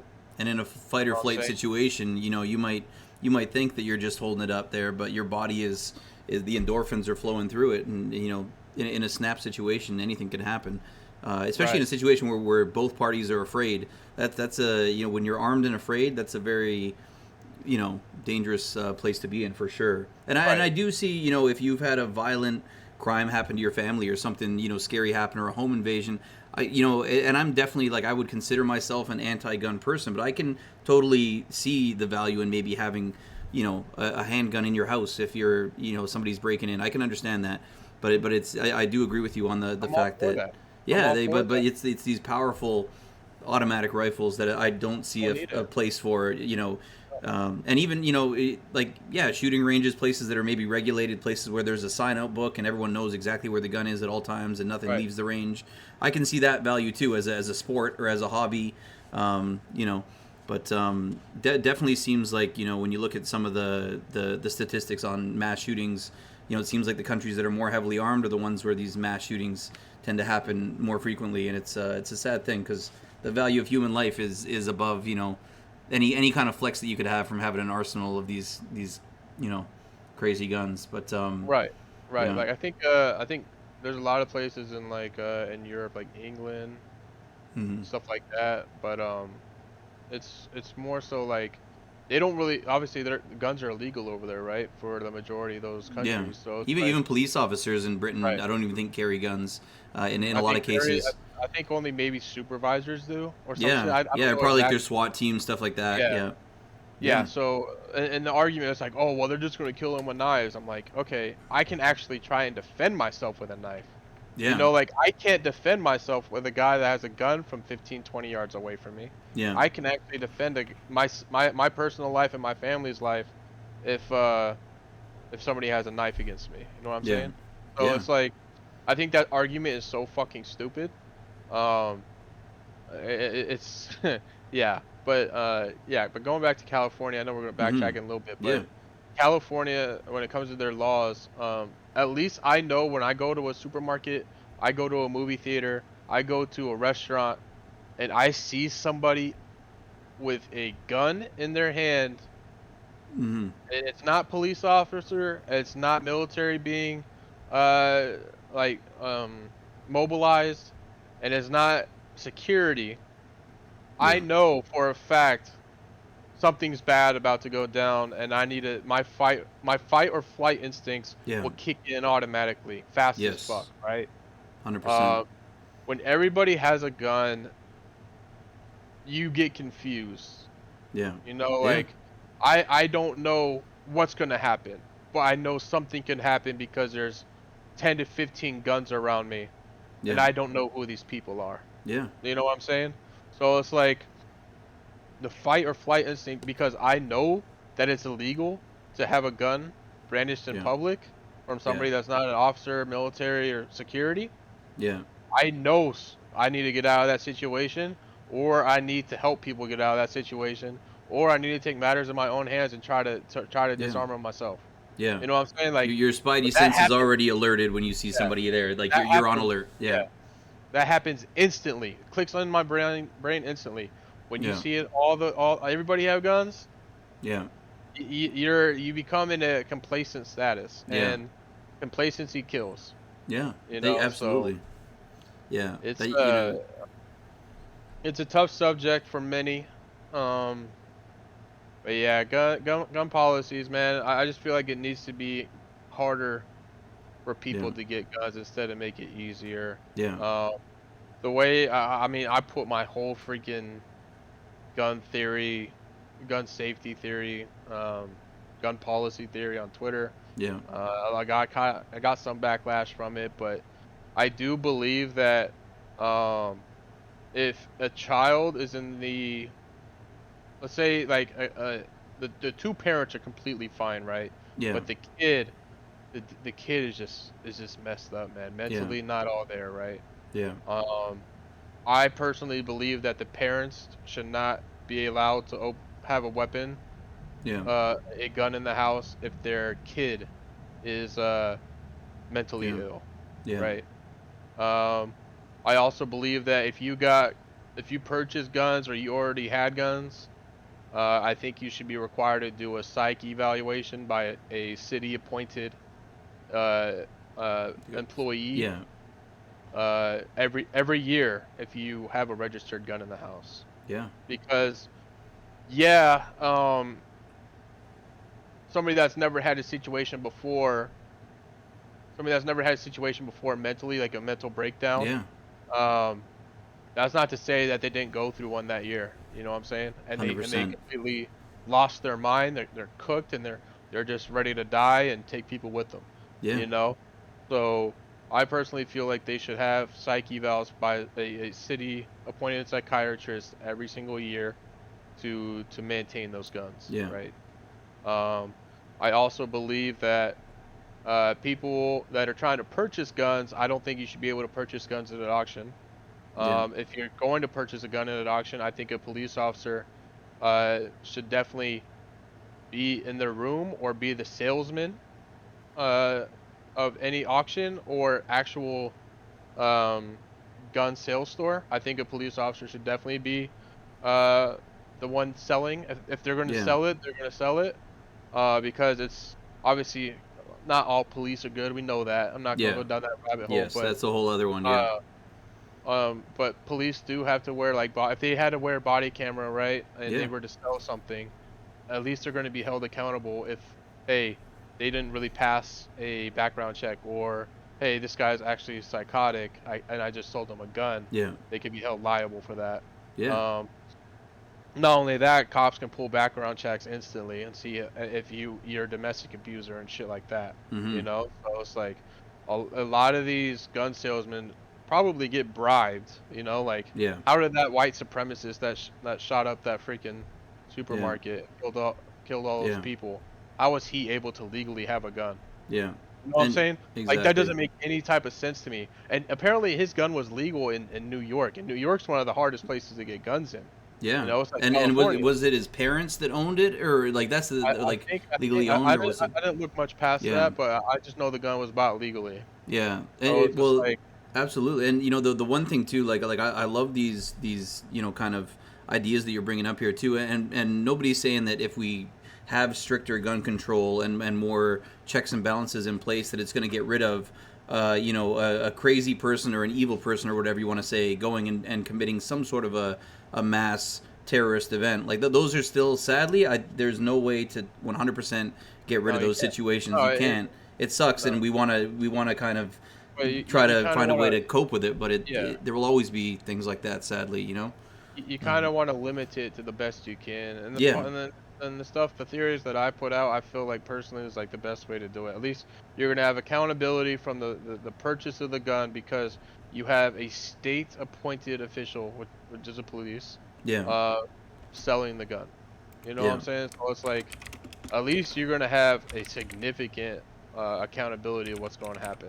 Like police are also taught how to read people's body language, how to people Yeah. read people's facial expressions, how they Yeah. talk. Nonviolent Uh, crisis intervention as right, well, like right, as an initial thing, and then the use of deadly force when it's absolutely a last right. resort and necessary for sure. I don't think it's an easy job either. Like, don't get me wrong. Like, it's not an easy job, and I do think we will we could go do a whole other podcast on police and that, but I do think body cams are a great thing. I think that's a good thing to have.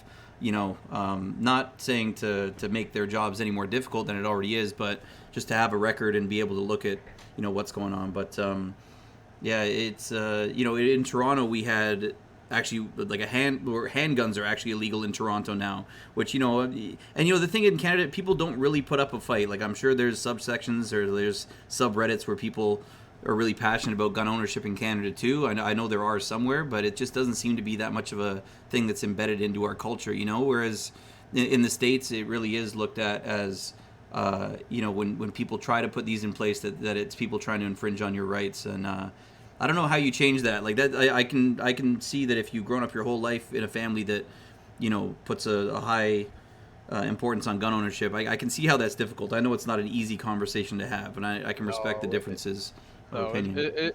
it's not, man. It's gonna be an ongoing issue forever because everybody's so divided. Yeah. Politics divide people. Yeah. Politics are a distraction of the mind and appreciating self-worth, and it's just Yeah. like it just politics in general, bro. Just like it distracts you from Yeah. just being a better person, for one, Mm-hmm. and just appreciating what you have, appreciating the life you have, appreciating the life of people that you love. Like there's so many distractions in this world that try to get you off of personal evaluation Yeah. and personal growth.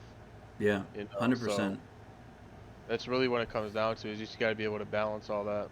For sure, and you know, kind of, I feel like I really definitely wanted to talk on that, and you did a good job, kind of, you know, explaining a lot of your theories about, you know, gun control and the problem with mass shootings that we've had in North America, and you know, talking about personal growth. That's kind of where I wanted to kind of leave this off. Is, you know, Right. going forward for you, you know, as a student, as an employee, a Twitch streamer, like, do you have any goals for personal growth, you know, in the near future or going forward? Like, where do you see your path going, your next steps for challenging yourself to grow as a person? Um, so I'm taking it day by day. I feel like that's all you can really do. You know, Yeah. if you think about too much about the future, you could lose track of your present, and that's Mm-hmm. something that has to do with grounding yourself. So Yeah. if you take everything day by day, everything's gonna figure it out in the end.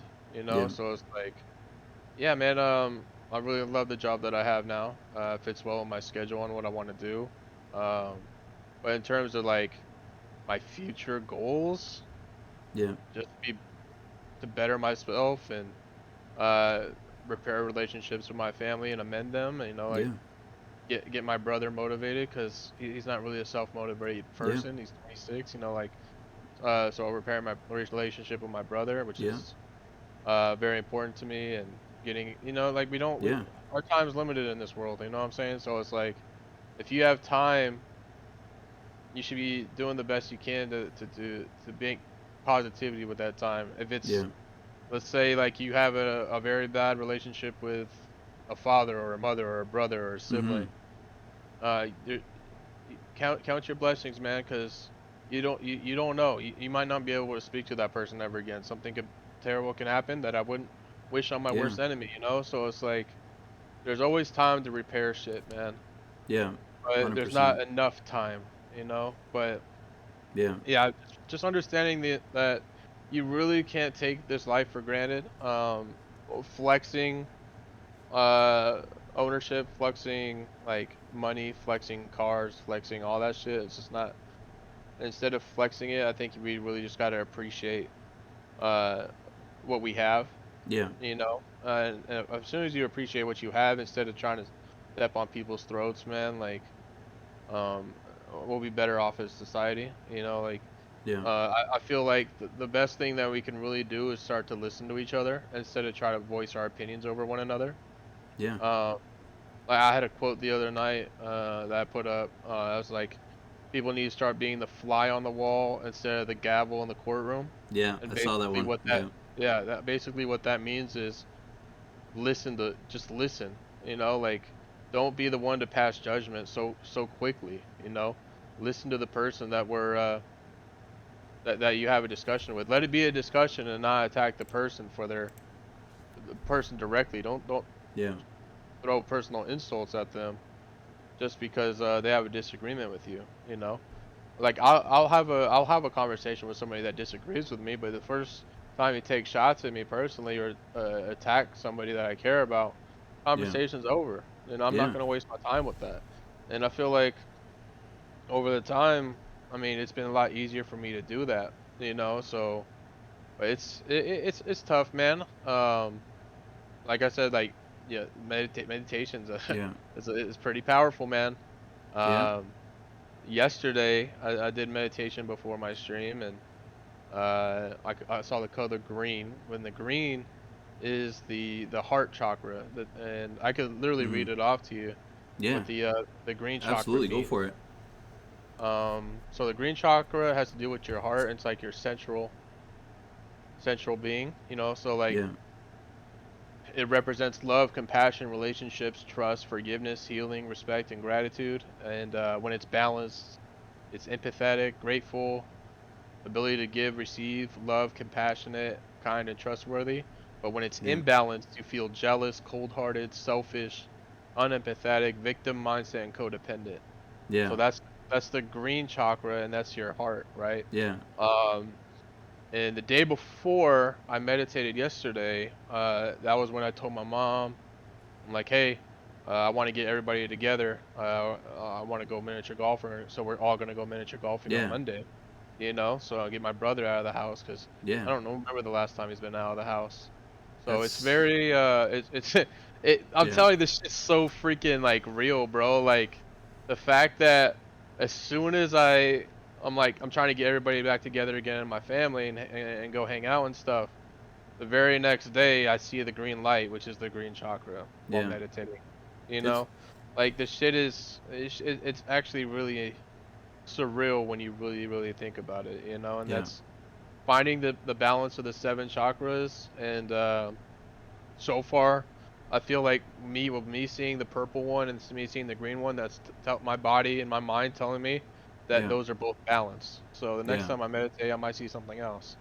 You I'm know, not. so I'm not gonna lie. I like, want to hit you up and in DMs and get some books and some literature off you because honestly, like it's really interesting stuff to kind of look into, and it's clearly had like yeah, such a profound effect on you, and it's really nice to see a story of somebody finding happiness with themselves in this like COVID world where I feel like a lot of people's mental health kind of took a nosedive, myself included right, to a degree. Like it's the last like few years with all the isolation and cutting off of social ties due to quarantine and whatever else has been really tough on a lot of people. So mhm, to see you kind of come out of it feeling the best that you felt in a long yeah. time is pretty No, incredible, man. yeah, it was pretty intense ride, man. I'll tell you that much. But yeah, it's just like it's I mean the craziest part is I didn't even start meditating until this week, you know. And the Yeah. first time that I meditated in my life, I did like breathing techniques. I can actually link you the video, Yeah. like the No, breathing please. techniques that I did. Let me find it for you. I'd appreciate that. Um, let's see. Let's see here. I don't know if I could put it in your Oh, here, chat. let me mod you up in my chat real quick so you can. All right. All right, 1 second. But yeah, let me Because find it. my night bot will spank you for no reason. All right, you should be good to go. You should be good to drop it in the chat if anybody wants to try this out. Because Dottim in the Okay. chat saying, "Man, this makes me want to try meditation." Honestly, agreed. Why not? We tried everything else. Why not try this? Yeah. So this is the first video that I found, right? There it Um, is. yeah, that's the video that I found. Breathing techniques. And then just straight up meditation for a few minutes, 10, 15 minutes right after, Yeah, and then, but yeah, I was not expecting anything to happen. Um, but somehow, I was able to close my eyes and I saw the color purple for 15 seconds, and your purple chakra, which has to do with your third eye. I'll explain it. yeah. Uh, I don't know how much time you have, but I got as much time as you want to share for 100%. Yeah, no doubt, no doubt. So your third eye chakra, this is the sixth chakra out of seven. And it represents intuition, dreams, spirituality, psychic abilities, vision, wisdom, and imagination. And when it's balanced, you're intuitive, spiritual, self-aware, imaginative, open-minded, focused, and you have clear thoughts and vision. And yeah, that's exactly what I have right now. yeah. It's all of that, And but when it's imbalanced, you have nightmares, forgetful anxiety, lack of inner guidance, low self-awareness, and a lot of headaches. Bro, that honestly, you're describing my last week. I had a busy week, and I'm like thinking of all those things where things were happening. So that's kind of crazy. Like to have kind of knowing what the healthy alternative to these feelings are, and meditation being part of the solution to it. But Right. it's kind of wild. The fact that like you listed off those last few things, and it clicks with me instantly. It makes me think that there is something to it. People might know what they're No, talking for about. sure. Yeah, I mean, it's been the chakras. It was actually it started in like Sanskrit. Yeah, Is basically so many years ago. But there's yeah, I could. So I mean, if you want, I could read off from the bottom. yeah, If you yeah. want. Okay, Absolutely. so the root chakra is red. That's at the base of your spine. Yeah, It has to do with grounding, security, safety, survival, instinct, stability, and then Kundalini. I have to look up what Kundalini yeah. means, but that's what it represents. And when it's balanced, you're grounded, your basic needs are met, your sense of security, stability, and regular. But when it's imbalanced, you're fearful, you have unstable life circumstances, low energy, sense of lack, anxiety, and ungrounded. So basically, like we were talking about, like being ungrounded means like you're kind of not in touch with our current reality. Yeah, yeah, Um, 100%. so your sacral chakra is like your reproduction system. which is it has to do with represents pleasure, creativity, emotions, physical energy, sexuality, reproduction. When it's balanced, you're motivated, emotional intelligence, flowing creativity, energetic, and you have a balanced sex drive.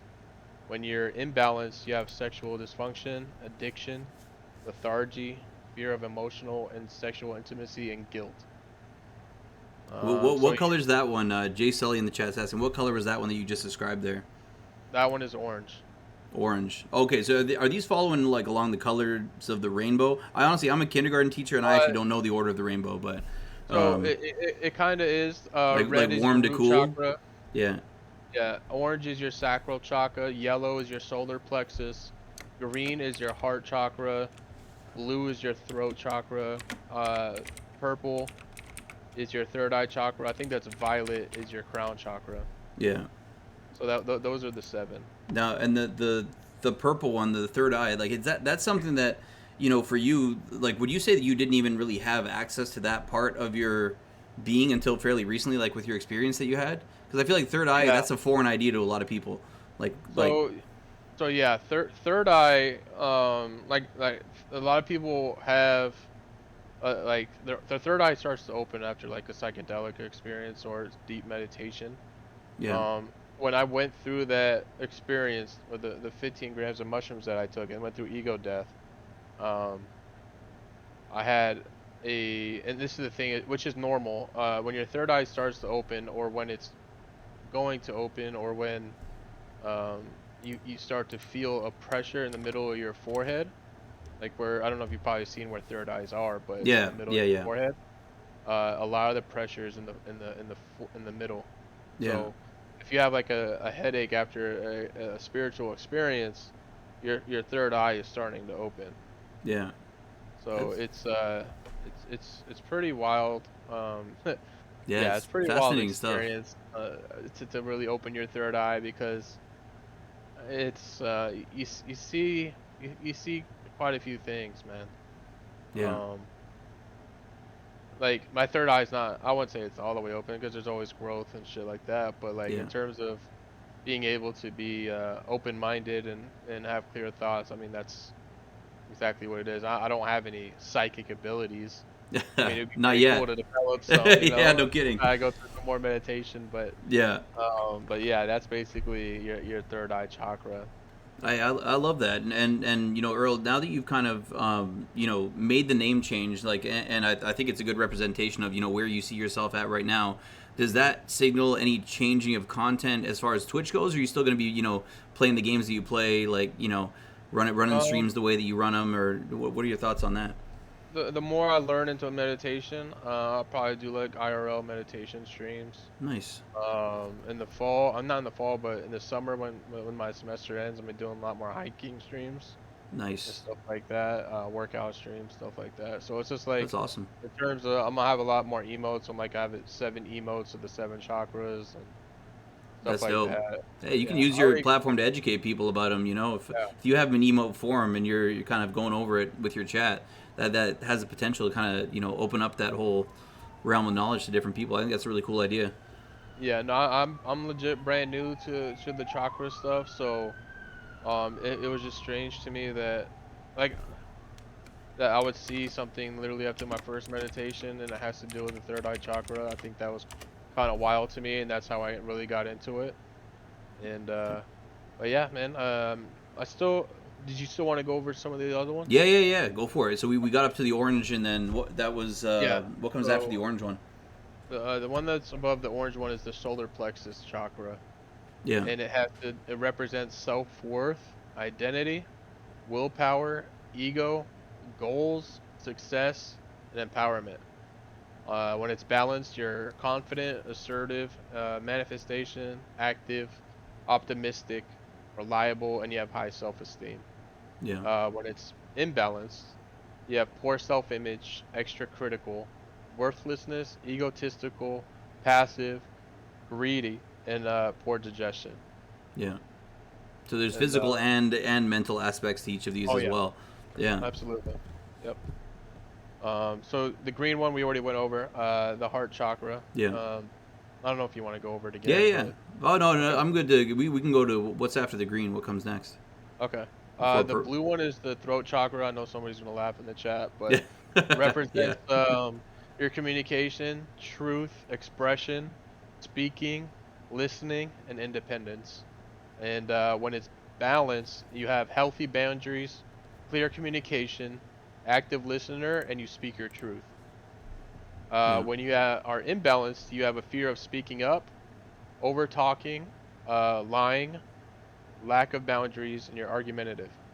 That's when you're yeah, imbalanced.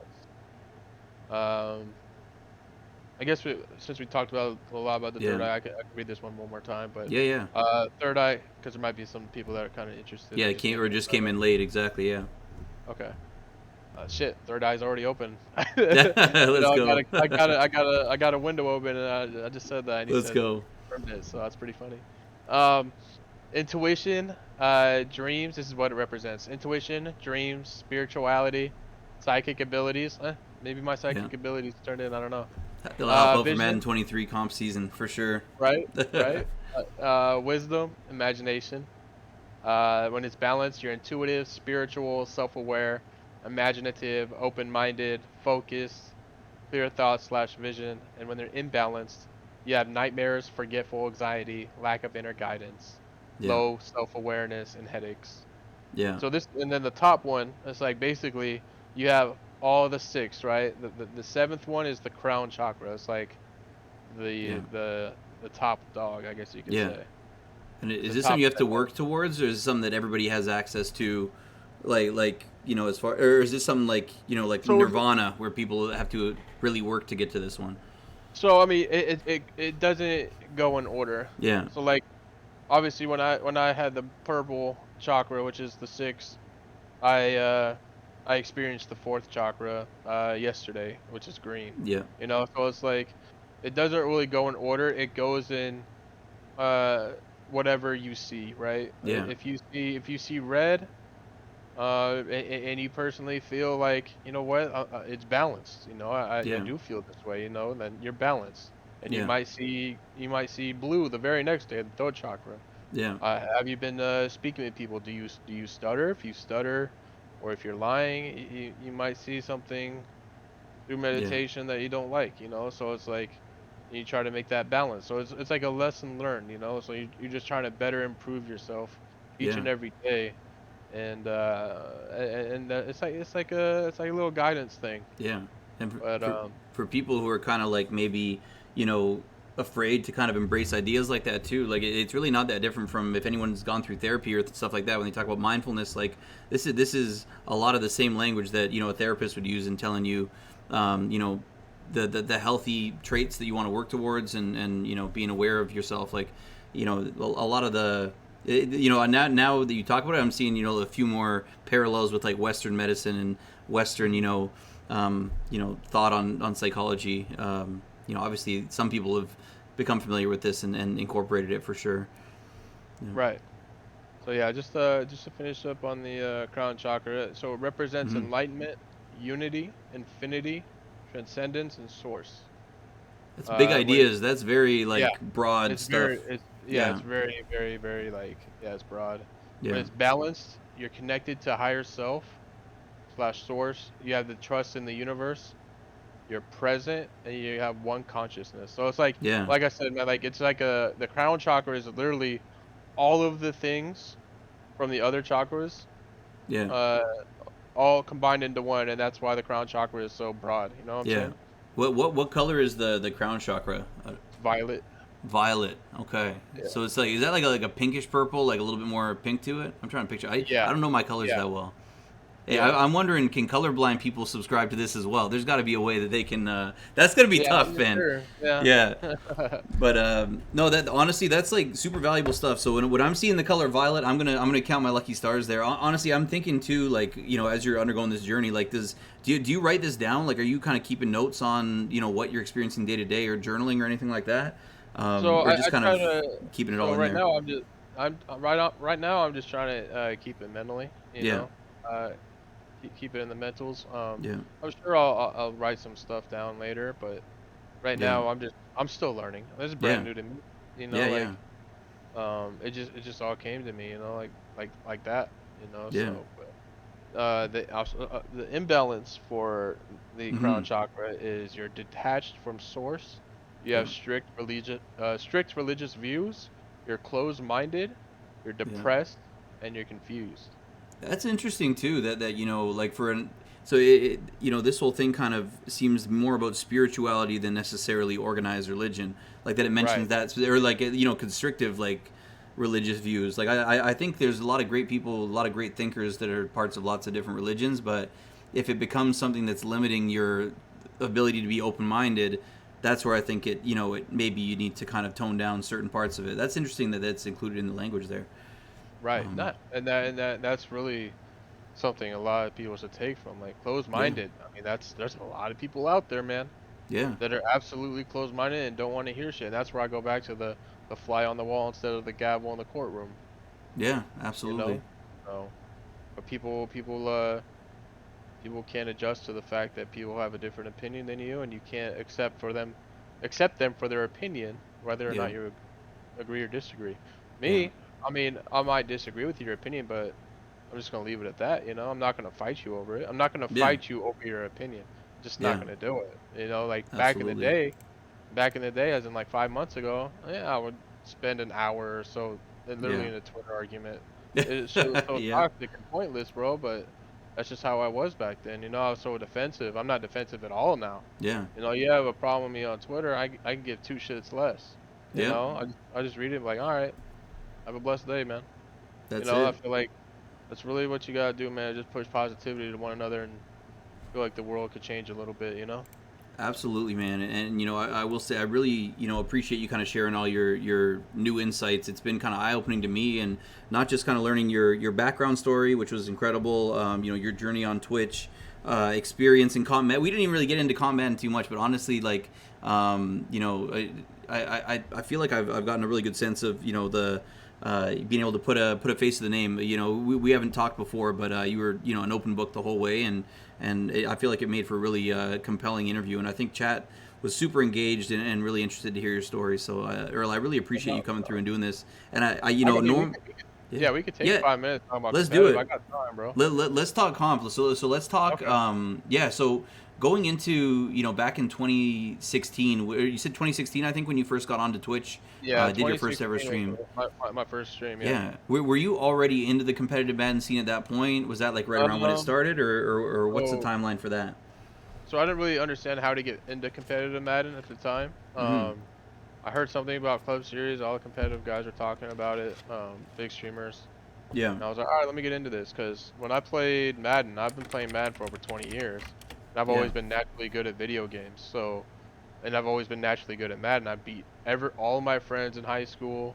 Yeah. Um, in the Marine Corps, we had tournaments for Madden tournament. I'd blow everybody out by like 28 points every single game. That's I think my wild. closest game, somebody came within like 21 of me. Yeah. Like it wasn't even close.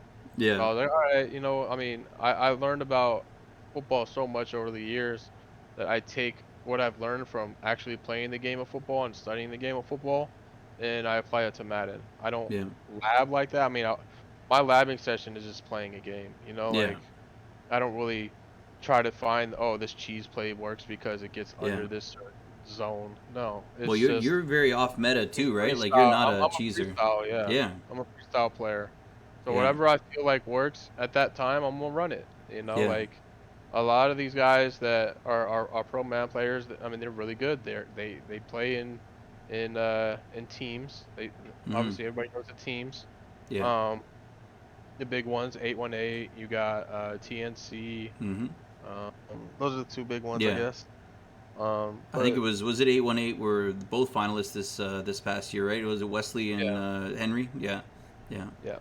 So it's like, but yeah, I just apply what I've learned from the football that I've played, and what my coaches taught me, what I understood about zones, and what I Yeah. understand what gets under what, how I can read cover two.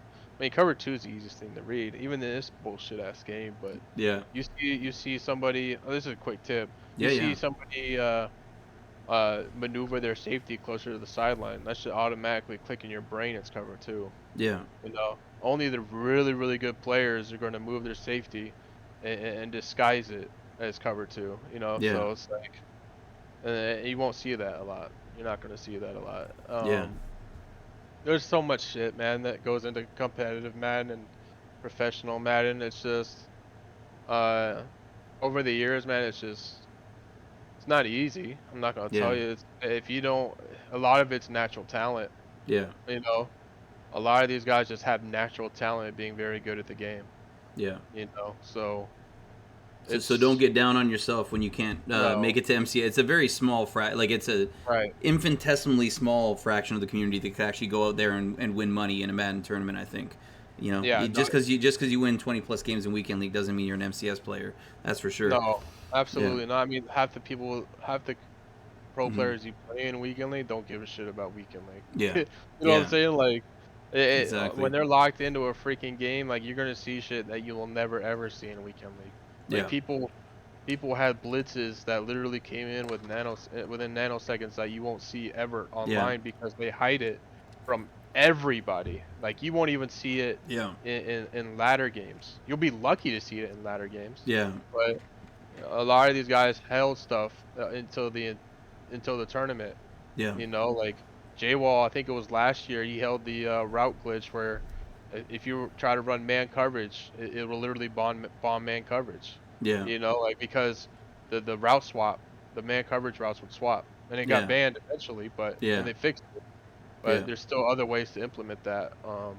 Madden's, I think it was Madden 16 or maybe Madden. No, I think it was Madden 18 Yeah. when there was a 3-3-5 aggressive pass rush glitch, and I didn't know about it at the time because Yeah. I'm not well connected to the pro Madden scene. I only really Yeah. played with like Pony Montana, ESPN, so I didn't really know anything about it. But Yeah. if you put your pass rush on aggressive, and they were to try to get you off sides, there was a way that you could counteract that and not go off sides, but you could have your pass rush on aggressive the entire game and get instantly to the quarterback. Yeah. I didn't That's know anything about that, yeah. right? So it's just like it's all about these groups have so much shit that so many glitches in the game that they hide from the rest of the community because and I don't blame them for it. Yeah. They're trying to win money.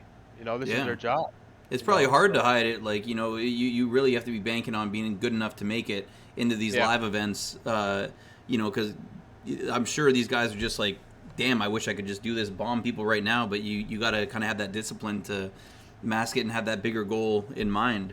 And like right. you, for you, like, as a club champion, right? Like you've won the 49ers club championship in the past. What year was that when you I was kind of made actually that last leap? year, man, 21. Yeah, incredible. And was it important for you? Like, a lot of guys, they kind of go out there, they look at who they think is going to be going for each club championship. I'm imagining with you, you just had to Oh rep. man, You had to rep the home team. yeah, no, you have to. I think it's Yeah, corny to duck competition no matter where they go. yeah. That was a big thing. I mean, I still understand it. I don't agree Mm-hmm. with it. Mm-hmm. But a lot of people take the easier route to get the most money. I Yeah, get it. I yeah, get it. But if it's your team, right, I think you should be competing for your team. yeah, It's like if I'm a Niners fan, you think I'm gonna compete for in the yeah. Seahawks club championship Oh because God, I yeah. I think can't the Seahawks club imagine. is easier? No, fuck no. Yeah. I'm too diehard of a fan. But then, like I said, man, there's a lot of these man players that don't even like football. I was gonna say, and that's You know? terrifying to me. Like these guys who are out there, they're just like straight up in the Yeah. basement, in the lab, and they don't even give a shit about the NFL. Which is Right. it's kind of cool though. I mean, being elite at video games is not an easy thing to do.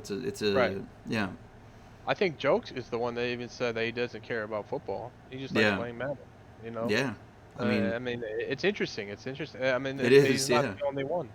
Yeah, He's not I the can't only one. imagine. Like, I can't imagine going out and playing a game that I don't really have that. The card art is such a big thing. The players that you're using in the game, it is a big thing. So that is just kind of, yeah, it is very interesting. Thing, and I'm sure most people do have some interest in football. But like, what did that mean to you? Being able to win that club championship from a financial standpoint, from a pride standpoint, representing the San Francisco as well. Well, it meant everything to me, man. The 49ers Club Championship, it was something that was evasive to me for 3, 4 years, dude. Yeah, So when I first started, I think I competed in Madden 16 was the first club series that I went. I lost in the first round to Bam Scheming, another Hmm. really good player. Yeah. Um, the next year I lost to Samoa's Finest. He had the uh, he had the route glitch. No, I think I Mm. lost to one. I forgot who it was, but Yeah. one of them had the pass rush aggressive glitch, and I had no Yeah. idea. So he That caught told you me off he had guard. it. Yeah. So Yeah. I was pretty pissed off. But Madden 19, can't remember what happened in Madden 19. I forgot who I lost to. Madden 20 was in Vegas. Yeah. Um, And this Madden is 20, all you have to get through yeah. LCQ to get there, or like so were these? Did you always make it in all those years to the actual final, whatever the final? I don't know. Was it 16 or how many guys would be in it So actually having a chance to compete? it'd be a Final Four Yeah. uh clubs every year. So that's tough to keep coming back every year too when you're this close to that goal. Like that's got to be Yeah. but also at the same time you're probably getting some validation knowing that you're that close every hmm year. I was working full time. I've been working full time since 2018. So it's like Yeah. I just come home and I got DQ'd out of one of the Madden 20 tournaments because I had work to do and they wouldn't Yeah. push the game back an hour. That's So, nasty. Yeah. this shit pissed me off, man. But so I I've had to heard horror fight all stories the way. about the Discord Yeah, too for MCS, like super it's disorganized from what bad. I've heard, and It's so considering bad. how much But money's on the line, you'd think that they would have it, a little bit more organized, and yeah, hmm but whole other But story. yeah, Yeah, so it was so bad. So they put me. This was double elimination. So they put me in losers bracket.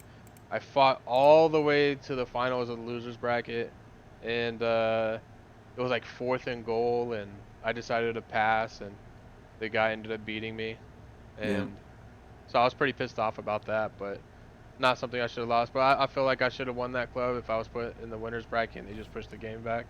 yeah, So it's it's not easy. If you're average at the game, you're gonna be average. Playing with the best players in the world will make you better, yeah, 100%. But the best players in the world aren't gonna add you to their crew. So yeah, get that get that out of your skull if you yeah, think that's gonna happen.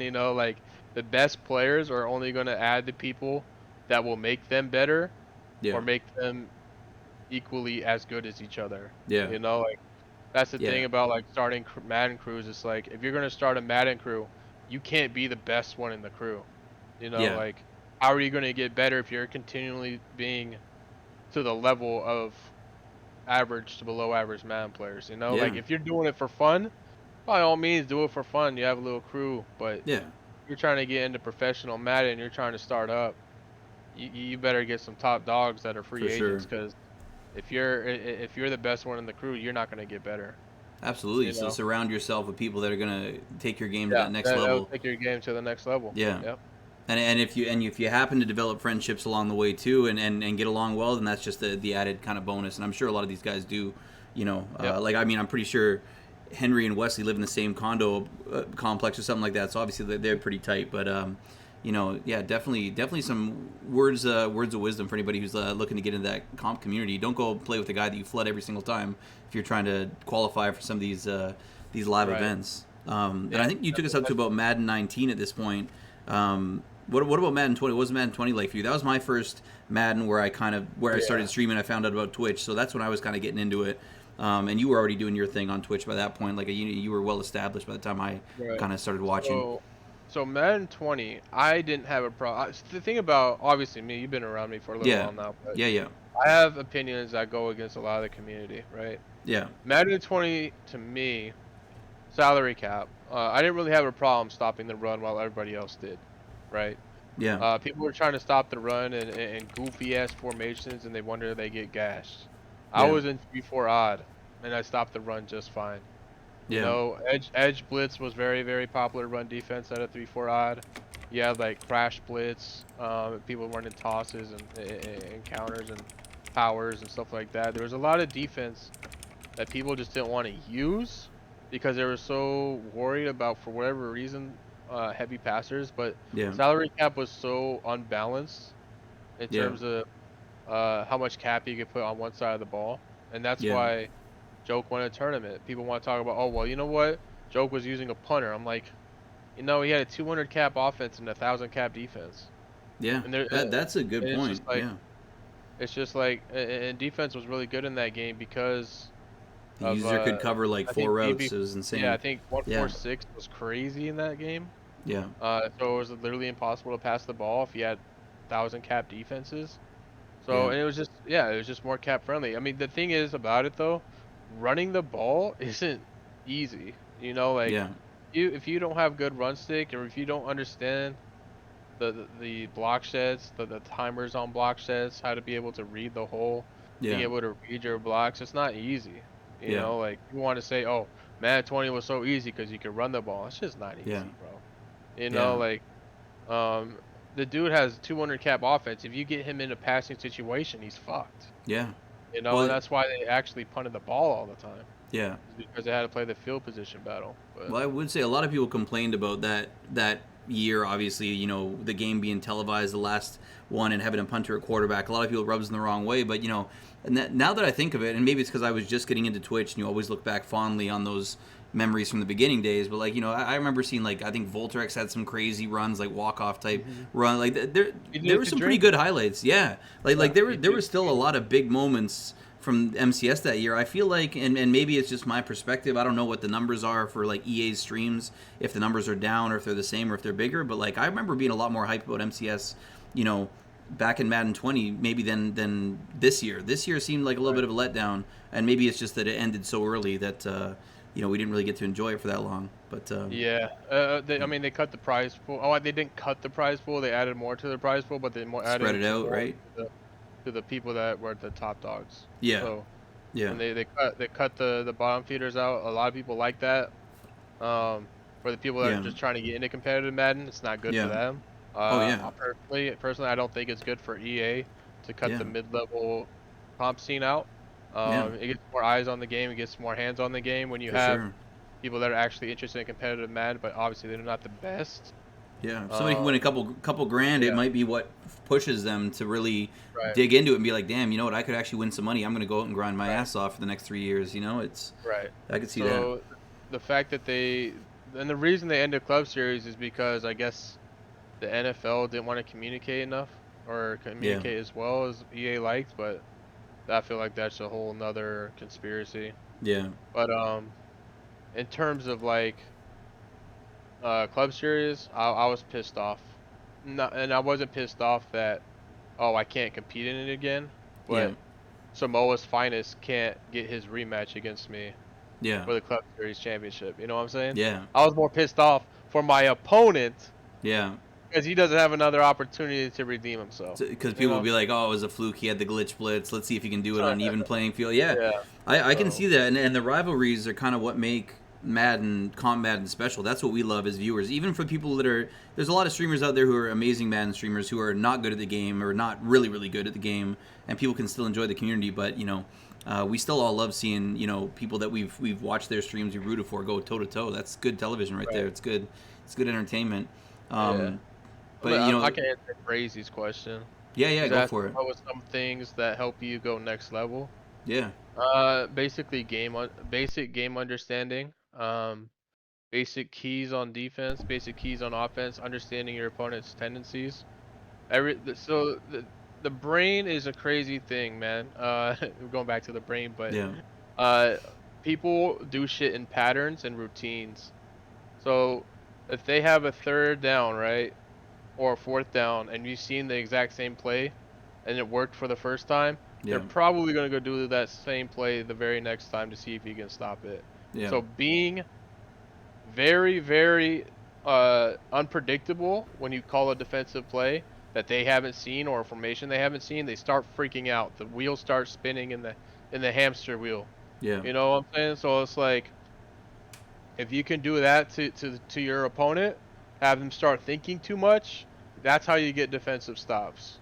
Yeah. Being unpredictable on defense, being unpredictable on offense. You have to get your opponent thinking because if they're not going to have to think, easy. I'm gonna throw this freaking corner route. I'm gonna throw this drag route. You know, Yeah. like you gotta be very, very unpredictable when you play Madden. Yeah. You know, like 100%. you gotta change it up. It's like playing real football. You can't just run Yeah. the same play every time. I mean, obviously you can versus dummies. Exactly. But That's only going to get you a people that 500 win percentage. You know, you yeah gotta. Yeah, that's very good advice for sure. yeah. A So lot of it's gonna be the time spent on it too. You know, if you're just starting out in Madden, you know, right. it's a steep learning curve. Like I've already, you know, I'm still very average at the game, but I can already tell you like from Madden, I've had Madden since 2005. You know, but you know, I was playing offline franchise and I was just playing it like I would play any other video game. It wasn't until Madden 20 when I started streaming I was like, oh, I want to get a little bit better at it, but it does certainly take time unless you have that natural talent that you kind of alluded to that some guys do where they can pick up the game their first year Yeah, and really, you know, just take that big leap. a lot a lot of it's all natural talent, Yeah. honestly. I think D-Croft's first game was Madden 18. Yeah. The dude was just naturally good at it, Yeah. you know. So and then he got into TNC, you Yeah. And know. that took him to So that next level, 100%. Yeah. right, for the people that are not naturally good at video games or naturally not good at sports games or Madden specifically, it's a grind. It's a lot harder grind. Yeah. You are 5 steps behind the rest of the people that are competing competitively that Yeah. are already naturally gifted at the game. Yeah. It's a shitty situation, but in order for you to get 5 steps into the evil, not evil, but mm, even playing field, you're just gonna have to work 10 times harder. for sure. And And I not a feel lot of like people have that time. yeah, I feel like too. Like I just think, you know, as far as being able to, some people you can explain something to them one time and they're gonna get it. For me, I know my learning style. I'm a slow learner. I've got to put in reps. I got to practice and whatnot. But like, I feel like people who have like a photographic memory or an eidetic memory or whatever, where like I feel like a lot of these Madden pros have to have some sort of a crazy access to their memory bank. They're able to think about plays and drives and down and distance in certain situations. And like you said, you know, if you're in a fourth and short and you know what play they called last time, I'm not going to be able to remember what the hell that was. I'm freaking out like trying to scramble. But you know, the good players they've got that access. They can tap into it. You Right. know, I think that's a special thing Yeah. that maybe a gift that you might have. You know, as well as a lot of pro Uh, guys. so yeah, I mean, I'm able to read defenses very, very well. I'm able to read keys. I'm able to uh, read tendencies. Yeah, Tendencies are the biggest thing. If you're trying to get better in Madden, yeah, you're adjusting to your each and every opponent's tendency is going to have you win a lot more games. In terms of, yeah, just the aspect of like mixing up your coverages, mixing up zone drops. yeah, I'm too lazy to do it in a regular head-to-head game. yeah, But if I'm playing in a money game, yeah, I change my zone drops every single play. Every yeah. single play. And it's fucking tedious, but Oh yeah, that's how you're going to win games. You know, if you guys have the patience, I don't have the patience to to change my zone drops every single play in a head-to-head game or yeah, weekend league game because I just don't care. yeah. You know, but it's something that's on the line. I'm changing my zone drops every single play. Yeah, and even in a game where zones are fairly inconsistent or zones don't play the way that you would like them to necessarily play, you can Right. still guarantee it's going to play it a little bit different, and that different look is when you might get a pick in the flats or something like that. So that's Right. I'm definitely going to try that out. Next time I boot up stream, I'm going to try it for one game and see if I what the results Yeah. are.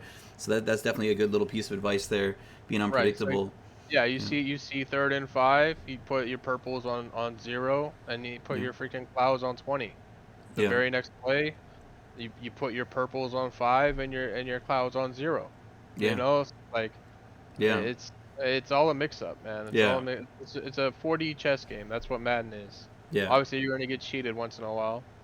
I yeah, had my fair share of getting cheated this weekend. My weekend league record, I'm not even gonna finish weekend league, to be honest, yeah, but I just don't care enough. But yeah, yeah, that's the gist of how getting better yeah, at Madden is just being unpredictable, reading your keys, reading abilities. Don't put dumbass abilities. There's a reason why there's a meta yeah. for ability combos. You Some know, just like don't work. Yeah, right, yeah. acrobat. If I see you freaking run sideline dead, I just want to literally slap you through the screen. You Yeah, know, but yeah, it's like I've seen Homer, I've seen all day on offensive linemen. I've seen bro. some of Homer, the isn't most that like only for half the stadiums you play in? Isn't doesn't that only work yeah, like when you're that's when you're the ridiculous. home team. Yeah, Yeah, that's insane. Yeah, hey, but I you'll mean, see some crazy stuff out there though. Now with discounted yeah, abilities coming in too with some of these cards, like that's where right. No, that's discounted kind of where abilities, it's gonna get. Yeah, yeah, discounted abilities are everything. So yeah, hundred but yeah, percent. man, that's I appreciate you all brazing I the got, dawn, bro. man. You got Yeah. some knowledge from one of the best in the game, so that's wild. And Earl, we haven't gotten to your actual victory here. That was Madden 21, you said, when you Yeah. finally were able to kind of Yeah, I get to was the able top to of that beat the world pedestal. finest. So it's the same two guys for how many years? How many years would it have been that you guys were in that Final Four? Um, Me and Samoa's finest were in there probably about every single year. yeah, Oh, except for Madden 20 when I wasn't able to make it because yeah, I was thrown in the losers bracket yeah, immediately because I got DQ'd for having a job. yeah, yeah, You yeah. No know, it's like, kidding. When you put it that way. so ass, but Yeah. it is what it is. Man, I get that's it. wild. But then, how did it feel to finally be able to get that rematch against him? And It felt amazing, bro. That was the best year, man, I've ever had. yeah, The support I had was insane. yeah, Just the tournament online was amazing. You know, like yeah, I think my qualifying game versus Jaybird. I was like, all right, I'm gonna put it sub only and see what happens. yeah, And I just saw sub after sub, 20, 30, 40 gifted subs. Um, yeah, and I was like, fuck yeah, I'm just gonna let this intro run for 30 minutes and see what yeah. happens. I That's ended up wild. starting the game with 1,200 subs, dude. Holy You know, shit, like that's crazy. that was the support that I had last year in Madden 21. That's a life You changing know, amount of money. It's not like it's not a yeah. retirement, but it's that's It a life changing amount. paid 1 month of my rent. I'll tell you Yeah, that much. that's And incredible. rent in San Jose is about $2,500 depending where you live at. Yeah, man, wild. So Yeah, it isn't cheap. I mean, I've taken one road trip through California. My wife had a conference down in San Diego. Did L.A. to San Francisco did San Francisco to Monterey to L.A. and all that, and down to San Diego. But it's I would love to live there, but it definitely is not cheap. That's for sure. no, it's Yeah, not, man. you got to pay for the privilege to live there for sure. And then yeah, definitely getting some well deserved. Yeah, did you feel like you were getting the monkey off your back at all? Like, did you wonder at any point, Absolutely, or dude. yeah, Absolutely. It was chills, bro. yeah, It felt so good. The endorphins are kicking, bro. yeah, Like adrenaline was kicking. yeah? I do remember watching the moment when you won. I remember because it seemed like the whole kind of community was glued to it, and it was yeah, pretty incredible stuff for sure. Like definitely a feather in your cap. Do you think is that something you'd want to feel that again? Do you think you would still be able to kind of get that same amount of enjoyment Well, winning another club well, championship down the road? I mean, if they have it, that'd be Yeah. pretty awesome. I, We'll see I how I good the can't believe game they got is. rid of it. It's kind of crazy. Like I think Yeah. that was one of the coolest things. Like 32 teams like out there all having somebody represent. It seems like a big disconnect to me between EA and the community and what the community wants. I always thought that was one Right. of the funnest tournaments of the year. But It was definitely. I think a lot of people complained about it is because it took too long. yeah, The qualifying game started in September. yeah, I think the last qualifying game ended in October, and that's when they started doing clubs, and then the clubs didn't end until January or February. yeah, So yeah, it was just a very, very long tournament, but yeah. it is what it is, you know. But Yeah, absolutely. good stuff.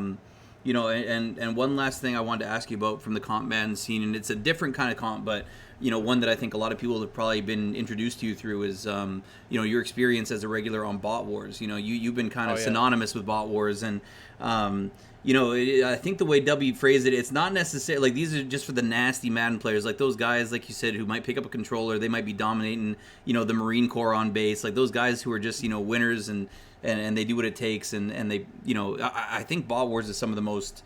I mean, you know what it's like. You've been a part yeah, of it. It's the community shuts down that night. Everybody's watching it. It's can't miss right. for the Madden Twitch community. No, What has it yeah. meant to you to be a part of that for such a long Bot, time Bot, now? Bot Wars. So it actually started. I don't know if it started as like a meme, as like a joke, right? Yeah, Then and then the first one took off. I'm like, there was like 3 or 4 thousand. There was like 3,000 viewers. yeah, It was like I think it was me versus. I think my first game was versus Jay himself. yeah, Yeah, and that was a wild ass game. It was yeah, fun, man. But yeah, I don't know what it is, man. Something about Bot Wars magic that I always have. yeah, You know, I've 5-time Bot Wars champion. yeah, But yeah, it's a cool experience. It's very set up. It's set up very, very well. yeah. It's definitely competes with MCS in terms of like viewership. Oh The yeah. viewership was really down on MCS. 100%, and it's a lot more like I think the community engagement is so much more for Bot Wars because it Yeah. the marketing that goes into it, the tweets, weeks leading up, the promo videos that are like, like I think the whole thing, the pageantry of it is really cool, and Right. it's kind of like this grassroots thing where people are asking about it, like months before W's probably even planning on doing another one. People are starting to say, it's a down season of Madden. We could use a Bot Wars. I'm feeling like that right now. I'm like, damn, Yeah. I could go for a Bot Wars. Spend a weekend, getting hyped for it. Yeah, that was the plan for a live bot wars, but I guess Yeah, the venue didn't work out. So yeah, it's tough. Like in this post like COVID world and stuff too. I'm sure there's still like especially on the East Coast. I think probably a lot of restrictions still in place maybe, but hopefully I think that's something that we'd love to see. Would you want to be part of a live Bot Wars? Is that something that would be? yeah, I'd be down, bro. I've been trying to I'm trying to make it in my daily life now is to like try and visit states or countries. I'm Yeah, gonna try and eventually do like see every country at least one country every year or yeah, see another state every year. that I'm that'd be definitely gonna incredible. be going to a lot of Niners games this year too. Hey, let's go. And how are you feel about the Niners? I had that as that's the one question I had on my little notebook here that I didn't think get touched on. I So, think Trey Lance is gonna be a superstar. I think he's gonna have a breakout season like Mahomes. I yeah, personally feel like that. The yeah, team is built very, very well. People have a lot of questions about the safeties, but in terms of the team dynamic and the team roster, and if Debo returns, yeah. this team is built for 5, 6, 7, 8 years, man. Yeah, But absolutely. Yeah, you got Nick Bosa. He's going to be a perennial defensive player of the year candidate. Definitely have difference makers on both sides of the ball. right. Yeah, and what do you think about the NFC West? Because last year going into it, I was like, damn, it's a meat grinder. It's probably the toughest division in football. This year, has anything changed for you in the NFC West? Is it still going to be? Um, I mean, the I Seahawks probably obviously a bit of a decline there is expected yeah. with Wilson leaving. Seahawks might win 3 games max. I'd have Mm-hmm. to look at their schedule, but Yeah, they might win 3 games. That it'll be roster ugly. is so bad. Yeah, Their quarterback, I don't even know who their starting quarterback's going to be. I know people yeah. are saying Drew Lock, but I don't know. Oh, bro, Um, that's bad. Yeah. Cardinals always start off hot and then Mm-hmm. sell out late. Yeah. Um, they, they, and then the Rams. The Yeah. Rams lost 7 starters. Yeah. They picked up Bobby Wagner, which is probably still, I would say probably top 5, top 6 middle linebacker Yeah. in football still. Yeah. Um, they lost the starting corner. They lost the starting safety. They lost the starting pass rusher. Yeah. Their linebacker core is mid outside of Oh yeah, um, Von Miller's now gone to Bobby Buffalo on Wagner. that crazy Yeah. deal. Yeah, it's They lost both starting tackles. From what I believe, they lost the guard.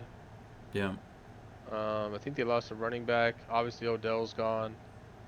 Obviously, yeah, Cups and stuff. I mean, the Rams are still going to be good. They're going to be the highest competition for the Niners, I think. yeah, I don't think the Cardinals are going to be all that great. I think yeah. D-Hop's out for the first six He's out for games. 6 games, so they picked up Hollywood Brown, who's kind of seems Yeah. similar to like a Rondale Moore. Like they kind of seem to be a little bit of the same skill set, Mhm. short, speedy. I think if anything, this year might be different. I think for the Cardinals in that they might start off slow without D Hop, and then if the guys that they picked up to fill the gaps can kind of bridge the gap, they might have a strong end of the season when they get D Hop back. It's like trading for like a top 5 wide receiver. So I mean, but who knows? It remains to be seen. Kyler Murray's been kind of weird with them, like on social media. I don't know like what his deal is, if he likes it there, if he wants to be out of there, but he's definitely got talent. He could take that step, I think Yeah, too. we'll see what happens. I Yeah. can't wait for the season, though. I'm excited, man. It's going to be good. Are you? And you said you're going to be making it out to a lot of games. Have you already bought? Like, do you have season tickets, or have you bought some tickets already? Are they even available for sale yet? You're just making plans. So season tickets are definitely on for sale, but you have to have the SBL license. So you have to have the seating license. Oh, okay. Yeah, so that's a pretty penny, but Yeah. I just go with single game tickets. I traveled up to Seattle, 2019. Traveled to LA. Nice. But I'm trying to travel. I'm definitely going to the Vegas game. Yeah. Oh, Definitely. that'd That be thing, wild. it's on New Year's, so I can't wait Nice. to go. Oh, New Year's in Vegas. That's Yeah. incredible alone. So add that in. You're gonna watch on your favorite teams play, and I feel like that stadium would be crazy too. I haven't actually seen the stadium yet, but I was in Vegas while it was being built, and it looks pretty impressive for sure. So Yeah, so I'm looking forward to that, man. So we'll see how that nice. goes. Hey, that's awesome. But Earl, man, I've kept you for 2 hours and 15 2 hours. minutes or so. Yeah, Like, it's all good, man. yeah, no, Hey, I time appreciate moves you fast, bro. taking I'll the tell you time. that. It Perception of does. time, man. Absolutely. Kind of the perfect way to end it there. Time flies when you're having fun, man. And I really feel Right? like, I hope that the people who hung out for the whole thing got to learn a little bit more about you, get to see a side of you, outside of maybe your own streams, outside of social media, and just kind of, pick your brain about a whole bunch of different topics, man. But Oh, no doubt. I'll throw it up on YouTube for anybody who didn't get to watch the whole thing. But Earl, thank you so much, man. I really, truly Of appreciate course. it. And I'll hit you up in DMs a little bit later on, man. Thank All you. right, no doubt, Murph. Appreciate you.